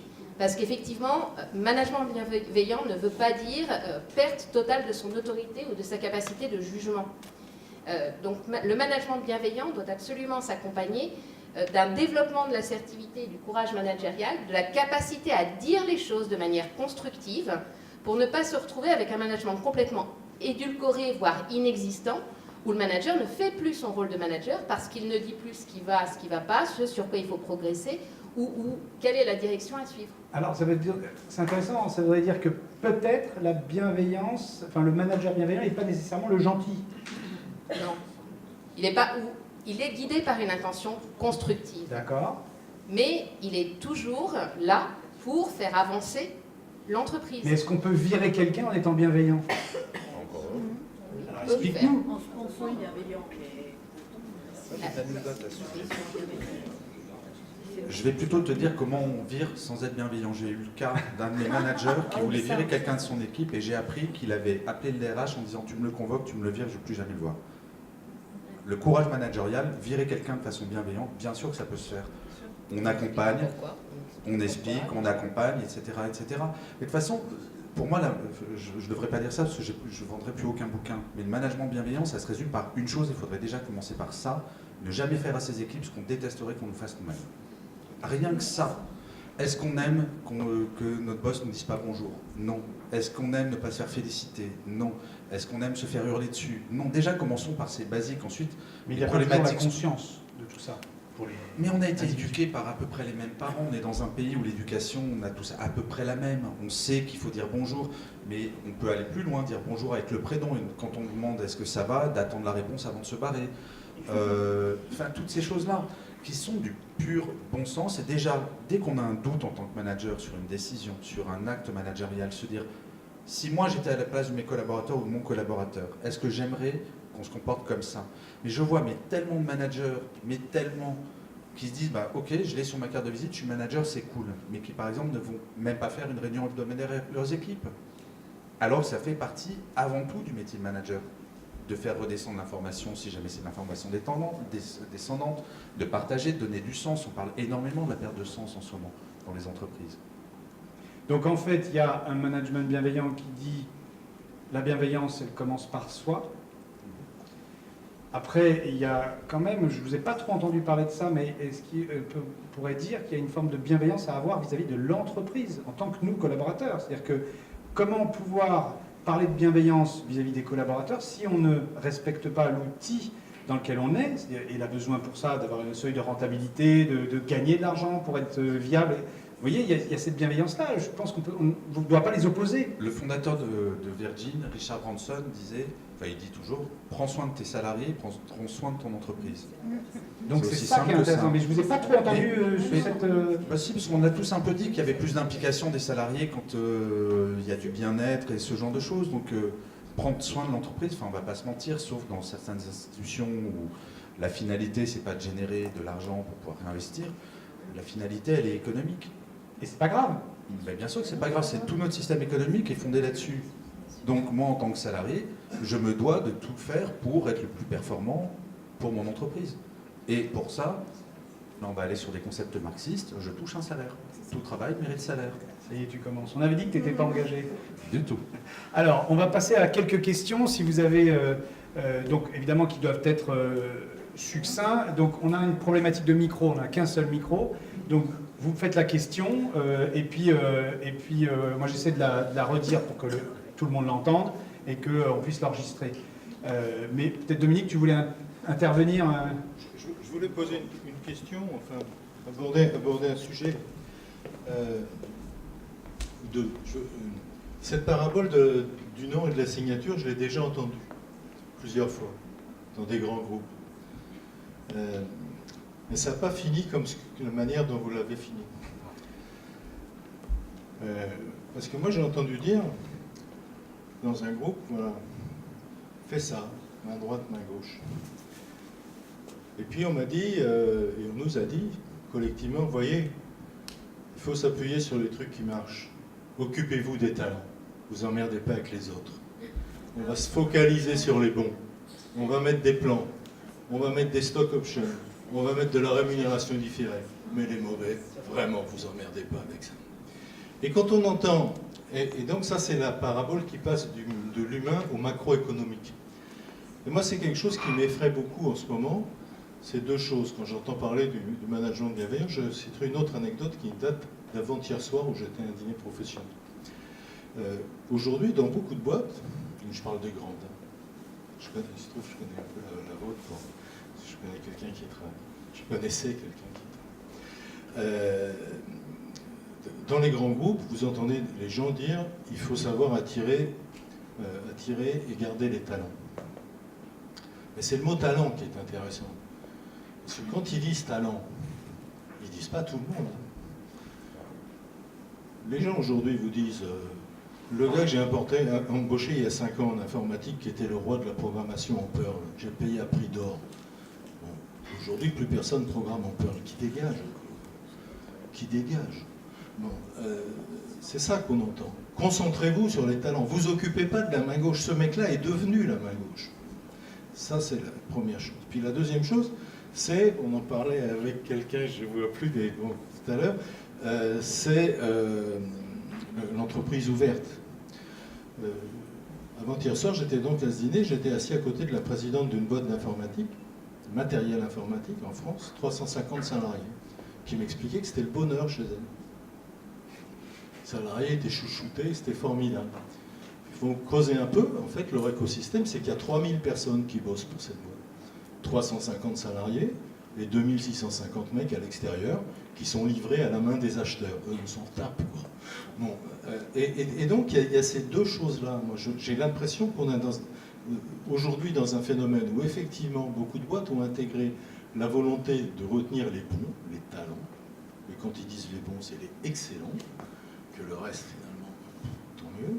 Et puis, d'autre part, qu'on structure l'organisation des boîtes en une articulation interne-externe, où effectivement, comme on disait il y a 10 ans, je sous-traite la flexibilité, aujourd'hui on pourrait dire je sous-traite la malveillance. Je dois juste rebondir sur le témoignage de monsieur pour continuer dans son idée et revenir sur votre...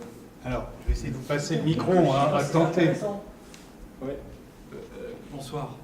En fait, c'est par rapport à la question des talents. Que faites-vous des talents que vous n'avez pas choisis? Parce que votre raisonnement, quelque part, enfin, si j'ai bien compris, c'est que vous choisissez les gens et par la maïotique, vous les amenez parce que vous avez identifié en eux un certain talent et vous savez quoi en faire par rapport à vos objectifs et vous les embauchez pour ça. Mais que faites-vous finalement d'une équipe déjà existante? Vous arrivez et il y a des talents, mais qui ne matchent pas avec vos problématiques. Ah bon, d'accord. A priori, moi non plus, mais on va le laisser répondre, hein, Thomas. C'est une attaque directe. Ah si, non, je ne l'aperçois pas comme ça. Je plaisante. Mais bien sûr, et je me prête complètement au jeu. Je pense un peu vous décevoir. Je ne crois pas au talent. Aux fameuses politiques de gestion des talents dans les entreprises. Parce qu'effectivement, je suis entièrement d'accord avec vous. Ça veut dire quoi? Ça veut dire que les autres n'ont pas de talent? Mais qu'est-ce qu'on fait des autres? Est-ce qu'on peut travailler qu'avec des gens qui ont du talent? Et personnellement, je ne sais même pas comment le définir, le talent. L'exercice de la signature, c'était juste vous dire, il y a un endroit où tu es... Enfin, je ne dis pas tu, en vous tutoyant. Il y a un endroit où tu es à l'aise et il y a un endroit où tu es moins à l'aise. Donc chez n'importe qui, chez n'importe qui, un talent. Exactement, voilà. J'aime pas ce terme talent. D'ailleurs, je ne pense pas l'avoir dit, le terme talent. Voilà, en revanche, oui, vous arrivez, vous avez une équipe qui est déjà constituée, et la question que doit se poser le manager, et que je me suis posée à chaque fois que j'ai intégré une équipe et que j'ai voulu fonctionner avec cette équipe, et c'est pas moi, Thomas Sarrazin, enfin je suis pas là en train de dire je suis un super manager, etc. Non, j'ai échoué au management, il y a des fois je me suis vraiment planté, j'ai pas été bon. Il y a des fois, ça a marché. Voilà, encore une fois, j'ai aucune prétention à la matière. Je le dis vraiment de manière très, très humble. J'ai appris une chose, récemment, il y a 6 ans, quand justement je suis arrivé dans une entreprise bienveillante. Et on m'a dit, Thomas, ce que tu as pu apprendre avant, tu l'oublies et tu composes avec les gens que tu as dans ton équipe. Ça n'a pas toujours été simple, hein. Je peux vous assurer, surtout quand vous arrivez dans une boîte, vous n'êtes pas forcément attendu, surtout quand vous êtes le DRH, autant vous dire. Donc très clairement, j'ai dû composer avec les personnes qui étaient en place. Et on a bossé ensemble, on a trouvé chacun notre signature et voilà, ça a avancé. Voilà. Et je ne suis pas en train de vous enfumer avec des théories. Je reviens compléter sur les talents. Alors, les talents, et puis après Parce on que prend une question de moi, je crois aux talents, profondément. Et c'est marrant que tu dises que tu n'y crois pas, parce que la femme avec le reporting, un de ses talents, c'était de faire des reportings. Mais c'est le talent d'individu, Mais- c'est pas le talent. Non, mais on parle bien de gestion de talent individuel. Ouais. Et moi, je crois au talent individuel, profondément. Je de pense chaque individu. de chaque individu. c'est pas Je vrai. pense qu'on Oui, a c'est des pas vrais vrai. talents. Non, mais la gestion des talents, monsieur, vous parliez vraiment de la gestion des talents. Oui, mais Moi, en j'ai tant été que- directeur général de Laissez-le grandes parler. structures où, sérieusement, en tant que manager, parfois on travaille avec des quiches. Il faut le dire. C'est quoi Il y a une des- quiche? Qu'est-ce que tu appelles une Mais quiche? alors, par exemple, dans une structure À part la commerciale, Lorraine. un commercial qui a un objectif de 10 et qui revient à 0 pendant 6 mois, il y a un problème. Mais il y a un double problème dont je suis responsable en tant que manager. Je pense qu'il n'y a pas de mauvais collaborateurs, il n'y a que des mauvais recruteurs. Ça, c'est la première chose. La deuxième chose, c'est quand on hérite d'une équipe, c'est plus compliqué. Mais il y a quand même un certain nombre d'outils. responsabilité. En France, il y a quand même des formations, il y a un budget qui est prévu pour former les gens. S'il n'est pas bon dans son travail, formons-le. Il y a aussi de la mobilité interne. Peut-être qu'il n'est pas bon là-dedans, il sera bon dans autre chose. Et la gestion des talents, c'est ça en théorie quand c'est bien fait, c'est de mettre chacun à la place où il s'épanouit le plus. Et cette femme qui faisait pas de reporting, qui en fait, c'est un très très bon exemple. Elle avait un talent là-dessus. Et ensuite, tout le monde ne peut pas devenir génial dans tout. Et je donne toujours l'exemple du piano. Je suis profondément convaincu que tout le monde n'est pas Mozart. Ça, c'est une évidence. Par contre, tout le monde peut apprendre avec 2 doigts jouer la lettre à Élise. Donc ensuite, il y a un minimum exigé en fonction des métiers. Et effectivement, il peut y avoir une obsolescence technologique. Alors là, c'est la boîte qui n'a pas bien formé, qui n'a pas anticipé. Il y a une responsabilité du manager, de l'entreprise. Mais encore une fois, nier la notion de talent. Et je trouve que dans notre éducation nationale, je trouve qu'on ne valorise pas les talents des gens. ça Et avoir commence. un talent, une spécificité, mais sans déconner, c'est vachement bien. Pouvoir revendiquer sa spécificité sur quelque chose, j'imagine qu'un DRH ne doit pas avoir les mêmes qualités qu'un directeur financier. Et c'est normal. Donc c'est l'intérêt vers l'individu, et alors que justement dans l'exemple de Dominique sur cette personne qui était plus du tout dans l'ère du temps technologique, mais on ne s'est pas occupé d'elle parce qu'on n'en a rien à foutre. Et c'est ça l'histoire, c'est-à-dire qu'on ne s'intéresse pas à l'être humain en tant que tel. Et quand on s'intéresse à l'être humain en tant que tel, on anticipe cette problématique et on va gérer le talent de chaque individu pour dire ce qu'on appelle les bilans de carrière ou de compétences. Il y a des boîtes qui le font très bien, ça marche très bien, effectivement. Alors, une petite question juste devant, et après, une autre question là, et une dans le fond là-bas, qui aura besoin de se rapprocher pour pouvoir utiliser le micro. Bonsoir. Alors vos échanges, moi, m'amènent plusieurs réflexions, et surtout les derniers. Pour moi, il y a la notion de talent avec un T majuscule, c'est celle à laquelle faisait allusion Dominique Lozet, c'est-à-dire que tu es un talent avec un En tant que tel. tes talents. Et là, c'est vrai que ça fait un peu Un stigmatisation. potentiel, on dit maintenant. Ouais, voilà, par exemple. Et puis, ce dont parlait, c'est Thomas, c'est ça? C'est tu as un talent. Et pour moi, c'est pas du tout pareil. Et la remarque que je me fais en vous écoutant, et ça boucle un peu avec le sujet, c'est que finalement, la difficulté du manager qui se veut bienveillant, c'est avant même de dire je vais faire ça de ton talent, c'est-à-dire tu es bonne en reporting, je vais te donner le reporting, c'est surtout d'avoir identifié que le collaborateur avait ce talent. Et souvent, c'est cette étape-là qui manque. C'est-à-dire que le manager, il s'en fout. Il dit, bon, t'es là pour faire ça. T'as peut-être un talent ailleurs où tu me serais peut-être plus utile, mais je m'en fous, t'es là à faire ça et tu fais ça. Donc forcément, restes il y a dans la une case. adéquation. Voilà, tu restes dans la case. Et là, à mon avis, c'est là qu'il y a plus bienveillance. Et alors, la deuxième remarque que vos échanges m'ont amené, c'est est-ce qu'il faut parler, c'est même une question plutôt, c'est est-ce qu'il faut parler de manager bienveillant ou d'être humain bienveillant? Parce que moi, ce que j'entends derrière tout ça, c'est si le bonhomme ou la bonne femme, il n'est pas bienveillant au départ, vous pourrez lui dire, allez, maintenant, il faut que tu sois un manager bienveillant, mais il n'y sera jamais, il n'y sera jamais. Et au même titre que le manager bienveillant, si en dessous de lui, il a des gens qui ne sont pas bienveillants, Oui. ça va être compliqué Ah, ça va d'amener être une compliqué, politique de bah oui, bienveillance. bien sûr, bien D'accord. sûr. Donc est-ce que c'est pas juste le bonhomme ou la bonne femme derrière et pas le manager Alors lequel Nathalie a absolument envie de prendre la parole, et comme elle l'a vu beaucoup moins que ses collègues, Je ne tiens pas le crachoir. ça c'est fait. Je mets bien le micro par contre. Non, je voulais réagir sur ce que vous disiez là. Moi, j'ai une conviction, c'est que, et c'est pour ça qu'on n'emploie pas tellement le terme de management bienveillant, c'est que être bienveillant, ça ne se décrète pas. C'est ça. On ne s'auto-proclame pas bienveillant. Quand vous demandez à un manager est-ce que tu es bienveillant, il vous répondra oui.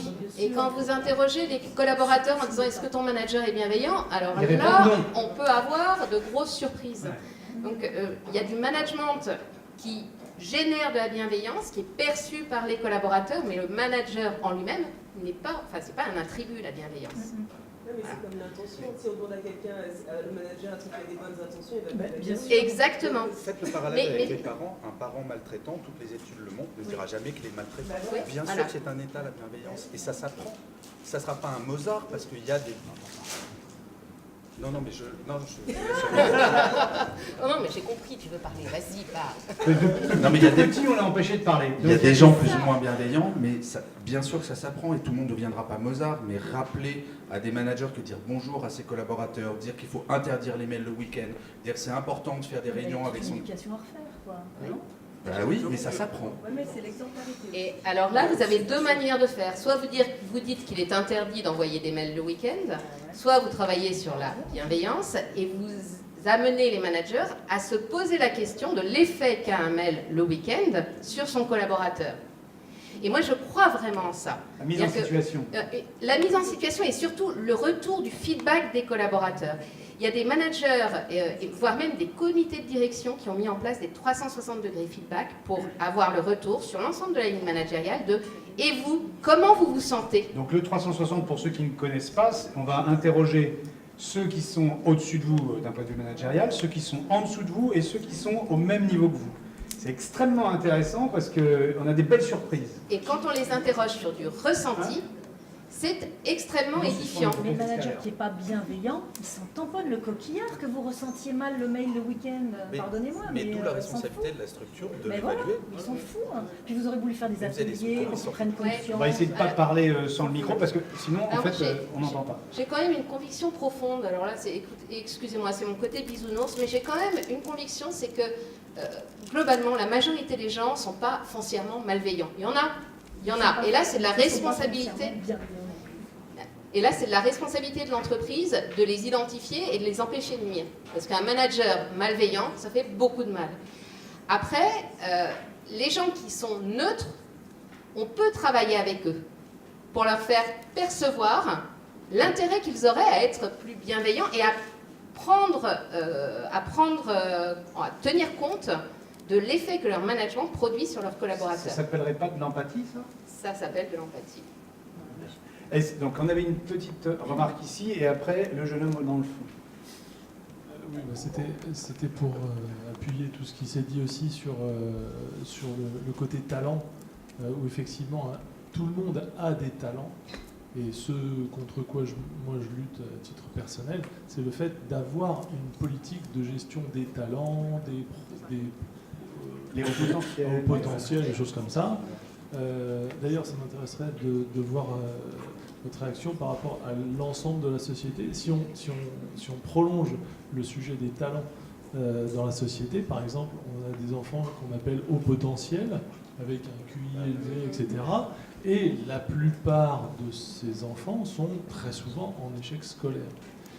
Parce qu'il n'y a pas de gestion des talents. Parce qu'il n'y a pas de gestion des talents, au sens des capacités de chacun dans les sujets de prédilection. J'avais une question néanmoins. Tout ça est super intéressant. Je pense qu'on pourrait prolonger le sujet sur des tas de sous-sujets là-dedans. Moi, j'aimerais qu'on aborde un autre sujet qui est aujourd'hui, vous accompagnez ou vous incarnez des sociétés qui évoluent là-dedans. Qu'est-ce qu'on fait dans une entreprise qui n'a aucune intention d'évoluer là-dedans, et comment on fait pour mettre le pied à l'étrier des gens qui sont réfractaires. Que ce soit une entreprise au sens systémique du terme qui n'a pas envie de se remettre en question, ou à l'intérieur, et on l'a vaguement abordé tout à l'heure, avec des gens qui n'ont pas envie. Vous disiez tout à l'heure qu'il y a des managers qui sont dangereux pour l'entreprise parce qu'ils ne sont pas bienveillants, voire malveillants, mais parfois ils arrangent leur propre management parce que d'une certaine manière ils font le sale boulot, ils délivrent des chiffres, etc., au détriment certes de l'ambiance et à mettre effectivement leurs collaborateurs en danger sur le plan de la santé, etc., mais il y a des environnements où personne n'en a rien à faire. Donc comment est-ce qu'on déclenche ça ? Donc, il y avait eu déjà 2 réponses. Il y avait déjà l'actionnariat, c'est-à-dire que ça dépend de l'intention court terme ou long terme. Et puis, voilà. Alors, il y a juste une petite précision sur le haut potentiel, parce qu'il y a 2 terminologies différentes. Le haut potentiel dans l'entreprise, qui est la gestion du talent, comme Dominique le précisait, qui est une gestion, à mon avis, élitiste et probablement non humaniste, si on veut dire les choses. Et le HPE ou HPI enfant, qui lui, c'est pas du tout la même problématique élitiste, parce qu'on appelait avant les précoces ou les surdoués ou les surefficients. En réalité, c'est pas qu'ils sont plus intelligents que les autres, c'est un fonctionnement différent. C'est ma spécialité, donc c'est juste un fonctionnement psychique différent. Ils sont alors souvent doués pour des choses, mais beaucoup moins sur d'autres. Et le nivellement par le milieu, qui est le système éducatif, écrase complètement ce type de profil-là. Mais c'est marrant que c'est pas la même chose que le talent de l'entreprise, je vois pas la différence. Parce qu'il s'agit vraiment d'un fonctionnement psychique différent. Si tu es très doué dans quelque chose, l'entreprise doit le valoriser. Le normopensant, si on veut faire la distinction dans le HP enfant donc, et le normopensant, c'est, rappelle-toi, fais un truc après l'autre, fais-le à fond et bien, et c'est comme ça que tu réussis. Ce qui est vrai pour la majorité des gens. On dit 95% des normopensants. Et tu as une tranche qui est de 5 à 10% de la population, qui est ce qu'on appelle HP, ou zèbre, il y a plusieurs terminologies, ou surefficient. Et eux, ils ont un fonctionnement différent. C'est-à-dire que, par exemple, c'est pour ça que je suis slasheur comme toi, c'est-à-dire si je fais comme ça un projet après l'autre, je suis sûr d'échouer. Si j'en fais 10 en même temps, eh ben, j'arriverai à en faire 3 bien. Donc tu vois, c'est vraiment un fonctionnement différent. Et on a tout en l'hyperkinesthésie, l'hypersensibilité, etc. Donc c'est vraiment un fonctionnement différent et c'est pas mieux ou moins bien. Et dans l'entreprise, il y a aussi des HP finalement comme ça, mais c'est pas la problématique dont on parle là. Ce qui est important, c'est de faire émerger de chacun le meilleur. C'est ça en fait l'histoire. Son talent ou ses talents et surtout le meilleur de lui-même. Et même quelqu'un qui serait une quiche, comme tu disais, ou une tanche, puisque aura un talent ailleurs. Aura un talent ailleurs à partir du moment où on s'intéresse non pas à sa case, mais à l'être humain qui est derrière. C'est ça l'enjeu. Pas la même définition de gestion des talents. Pour moi, gestion des talents, c'est exactement ce que tu dis. Trouver le talent de chacun. Mais Dominique précisait quelque chose qui était intéressant, c'est qu'il y a une vraie polémique autour de ça. Alors, il y avait une petite... tu veux répondre peut-être, pardon. Oui, non, enfin... je pense que c'est important en fait de bien distinguer la notion des hauts potentiels, la notion de la gestion des talents. Donc, quand une entreprise fait une politique de haut potentiel, people review, etc., un haut potentiel, elle va le définir comme étant un individu qui, dans un délai relativement court, est capable de prendre des fonctions plus importantes. C'est ça la notion de haut potentiel dans une entreprise. Managérialement, par exemple. Managérialement, pas que. Ça peut être un expert qui va, là aussi, prendre des responsabilités plus importantes, mais dans un délai très court terme. Donc, c'est ta capacité à évoluer rapidement dans l'entreprise. Donc c'est un outil managérial finalement, cette détection de talent. C'est un outil de gestion de tes collaborateurs, etc. Donc si tu as une bonne intention, ça peut être quelque chose de très positif pour l'entreprise. Alors, quand tu dis si tu as une bonne intention, je ne comprends pas ta question. Si en tant que dirigeant d'entreprise, cette politique de gestion de talent, tu as une bonne intention derrière, c'est-à-dire une efficacité mais en tenant compte de l'individu, c'est pas forcément mauvais. Alors, c'est pour ça que c'est là où c'est important de faire la différence entre les deux. Donc vous avez bien compris, quand on va chercher un haut potentiel, statistiquement, je vais vous en donner des statistiques, en moyenne on dit que dans les entreprises il y a 2% de haut potentiel.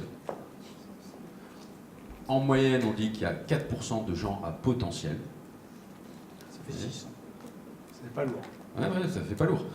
Et il doit y avoir une dizaine de % de gens qui sont ultra performants. Ça, ce sont des statistiques qui sont absolument pas vérifiées, etc. Mais que, en gros... Donc ultra performance, c'est-à-dire qu'ils sont bons, mais ils vont pas beaucoup évoluer. C'est-à-dire qu'ils font super bien leur job, plus ils ont des perspectives d'évolution, mais pas dans le même délai de temps que les 2 premières catégories qu'on a identifiées. D'accord. Donc ça, c'est une chose.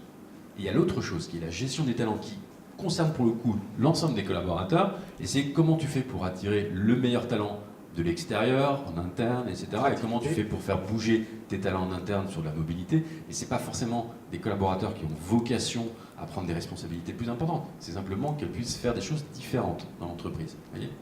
Donc on est vraiment sur 2 notions complètement différentes. Vous voyez pourquoi on a pris un DRH, hein. C'est important. Bon, on comprend pas tout, mais ça a l'air vachement bien.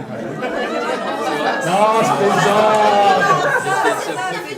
c'est vachement bienveillant. Moi, je suis blonde et j'ai compris. T'as qu'à voir. Hein, C'est te dire si c'est limpide. C'est te dire. Il y avait une autre question, me semble-t-il, dans le sujet que soulevait monsieur. Comment fait-on, finalement, pour engager ce type de transformation dans des entreprises qui n'ont pas envie d'y aller? Et pour moi, il faut distinguer 2 cas. Il y a le cas de l'entreprise. Tout en haut, ils n'ont pas envie d'y aller, mais pas du tout. Ou alors ils ont envie d'y aller intellectuellement, mais ils sont à des années-lumière du truc parce que c'est des entreprises extrêmement... Ceux où on a dit que ça allait être très long. Voilà. C'est ça. Là, pour le coup, moi, ça arrive, je pense, à un client... Tu cites pas les noms. Non, je ne citerai personne, mais où on nous a dit, mais venez intervenir et venez travailler avec nos managers sur le management bienveillant. Et là, on leur a dit non, on va commencer par du coaching du CODIR. Voilà. Et on voit après si vous avez vraiment envie d'y aller. S'il y a l'outillage pour... Voilà, il y a une vraie transformation à opérer dans la manière de manager et d'envisager le management de ces gens-là. Et ensuite, on voit si on peut aller plus loin. Mais je pense qu'on n'impose pas la bienveillance. Voilà. Et puis, il y a un élément qui est quand même assez catastrophique, c'est quand on voit de la bienveillance ou du management bienveillant qui est affiché, ce qu'on disait au tout début, hein, et que donc là, ils disent qu'ils sont d'accord, ils disent qu'ils l'ont mis en place, et dans les faits, le management est catastrophique. Ouais, mais alors ça, c'est pas très compliqué, bon pour le coup. Vous avez interrogé quelques collaborateurs.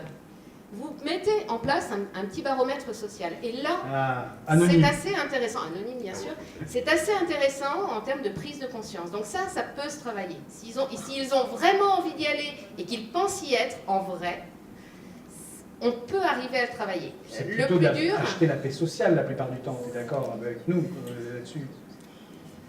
Oui et non. La QVT, c'est ça au départ. Oui, c'est vrai. Mais non, c'est pour ça, il y a l'intention, il y a des entreprises qui ont l'intention d'y aller et qui pensent y être. Et là, pour le coup, on peut travailler la prise de conscience. Puis il y a des entreprises qui n'ont pas l'intention d'y aller et qui ne voient pas l'intérêt d'ailleurs d'y aller. Et qui se disent, mais c'est pas la vocation de l'entreprise d'être bienveillant.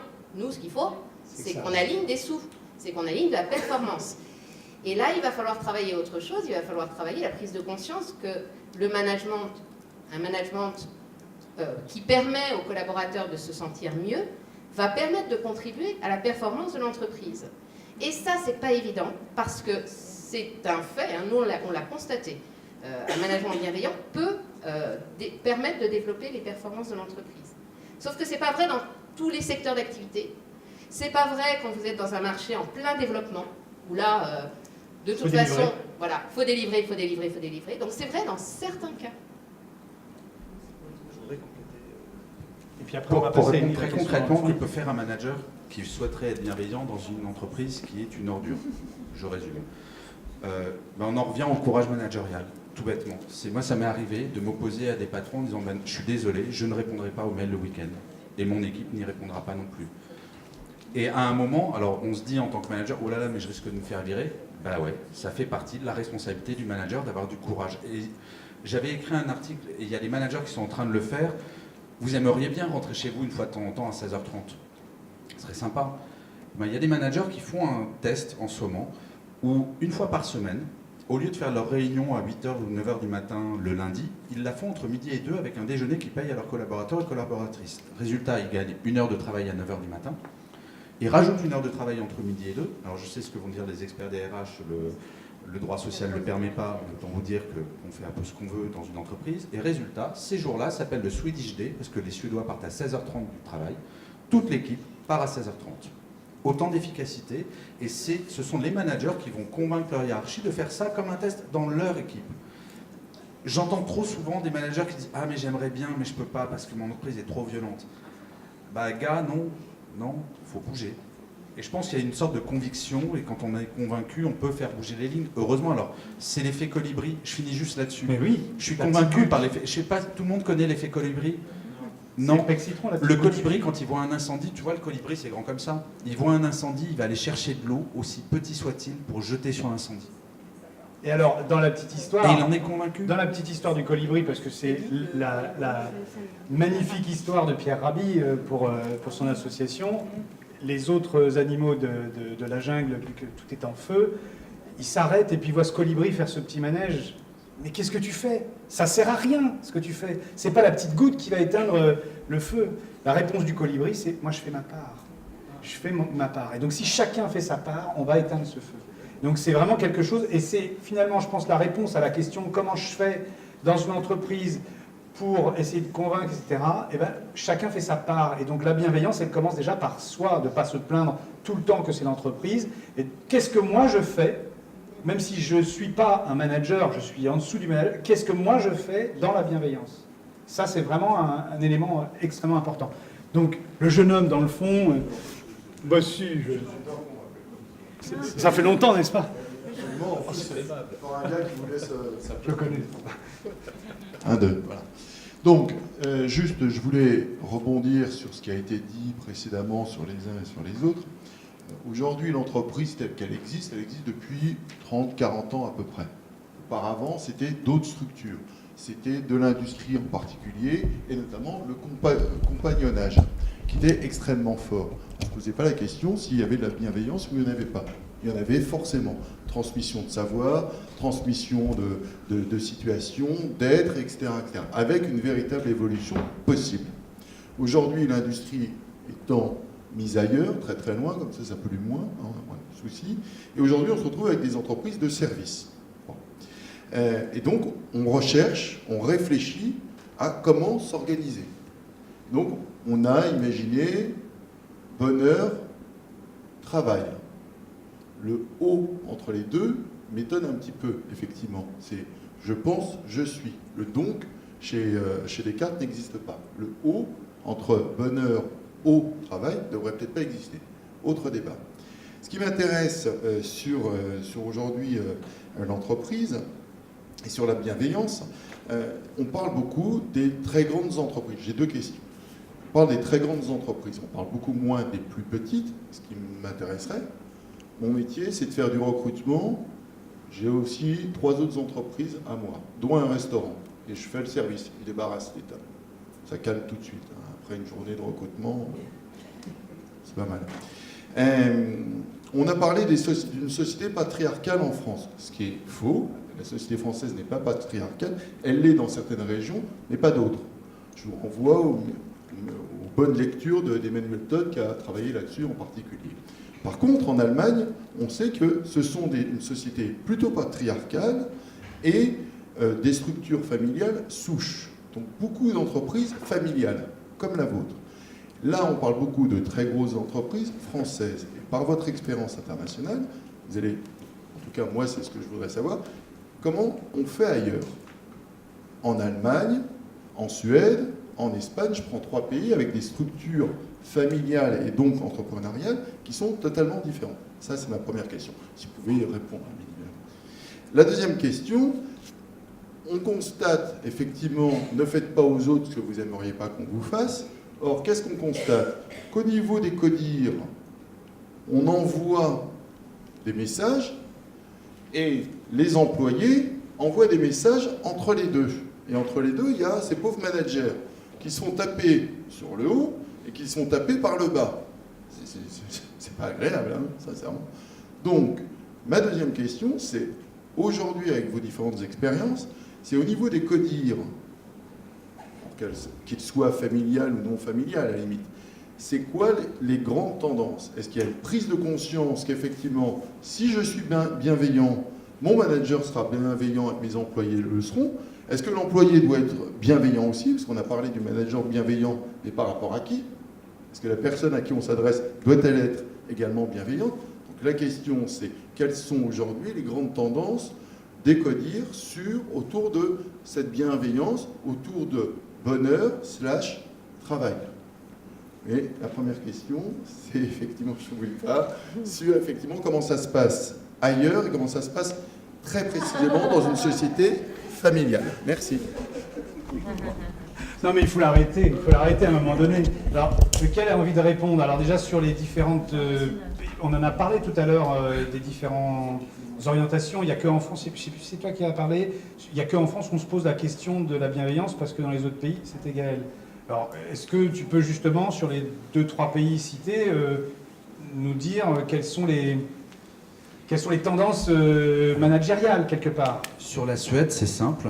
Le Suédois répartit sa journée en 3 temps, 3 fois 8. 8 heures pour le travail, 8 heures pour la famille et 8 heures pour le dodo.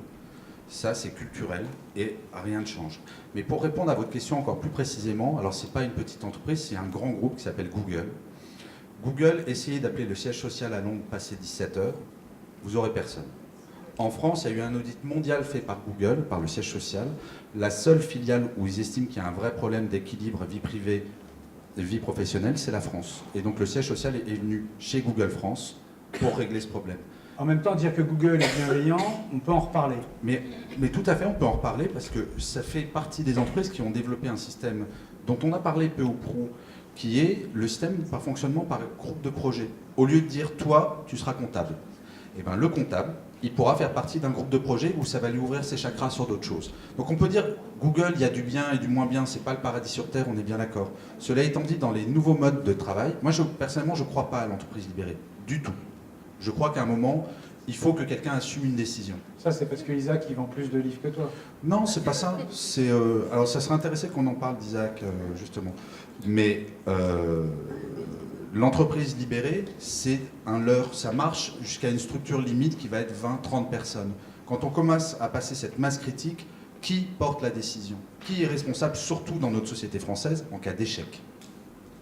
Ben oui, mais pour qui est en haut, on n'est pas libéré. Donc voilà, enfin bon, ça c'est un autre sujet. Mais tout ça pour dire que Google est un exemple parfait de la France. On est peut-être un petit peu décalé dans notre culture, et ça vient effectivement de notre enfance, de l'éducation, de tout ce qu'on veut.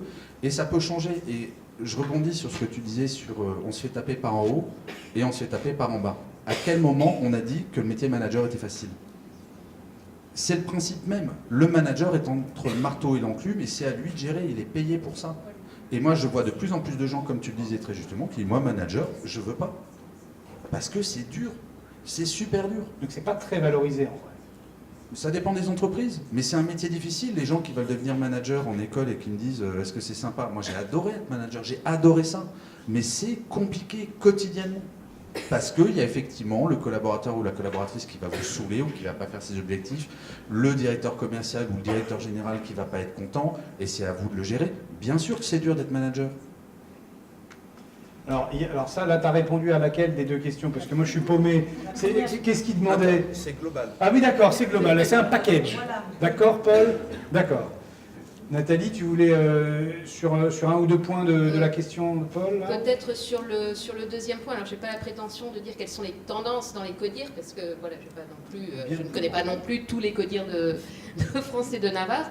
En revanche, très clairement, c'est une des strates, enfin les CODIR intermédiaires, les CODIR d'entité, sont des strates sur lesquelles on doit travailler. On doit travailler de manière profonde pour, si on souhaite développer justement cette bienveillance dans l'entreprise, on doit réfléchir à la manière dont le CODIR peut protéger, mettre un peu un cocon protecteur au-dessus de ses managers pour leur permettre justement d'adopter un management un peu différent, plus centré sur les collaborateurs, sur les personnes.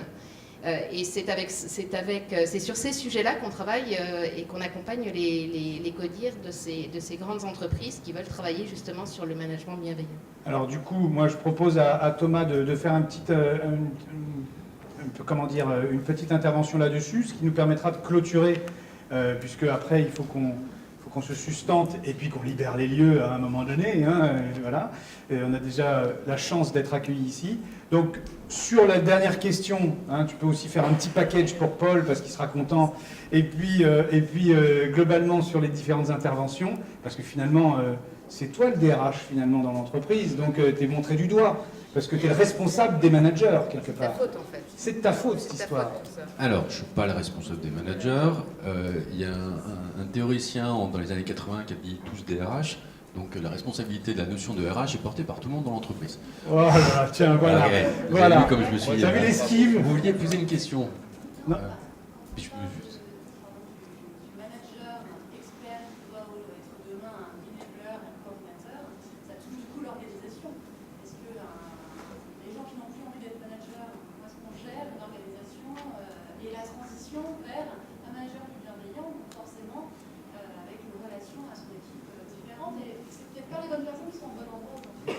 Donc c'est la dernière question. Ça c'est parce qu'il avait repéré. Voilà, donc j'avais dit que c'était la fin. En fait, ouais, mais je vais faire intergrouper des deux questions si vous voulez. Oui. Sur l'actionnariat, enfin sur la façon dont ça se passe à l'étranger. C'était votre première question, monsieur. Alors, moi dans le groupe, on a racheté différentes entreprises à l'étranger.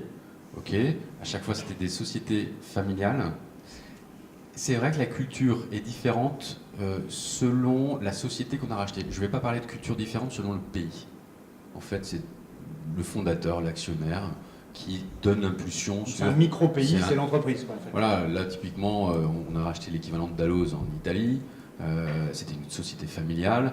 La personnalité du dirigeant avait forcément une influence sur la culture de l'entreprise, vous voyez, et notamment sur le management. Donc, je pense qu'à chaque fois, c'est en fonction voilà, de l'ADN de l'entreprise, de l'évolution de l'entreprise, parce qu'il y a une entreprise qui peut être bienveillante à un moment, qui peut l'être moins après, et inversement. Hein. Donc je pense que là-dessus, il ne peut pas y avoir de réponse toute faite. Il faudrait être sociologue, et là, on pourrait avoir une analyse plus macro. Ouais, et puis une entreprise qui marche bien, encore une fois, c'est quand même c'est plus facile d'être bienveillant dans une entreprise qui marche bien que dans une entreprise qui marche moins bien. Voilà. Alors après, il y a des entreprises qui marchent très bien, mais qui ne sont pas non plus très bienveillantes. Ça, soyons clairs. Bon, ça c'est dit. Le deuxième point, c'était sur le comportement des codires. Là-dessus, je pense qu'il y a un phénomène quand même qu'il faut qu'on ait en tête, c'est que de plus en plus, les salariés, qu'ils soient dans l'entreprise ou qui ont quitté l'entreprise, sont des sortes de, je vais les appeler comme ça, mais des TripAdvisor des entreprises. Il y a un système de notation maintenant qui se fait sur les entreprises. Et si l'entreprise...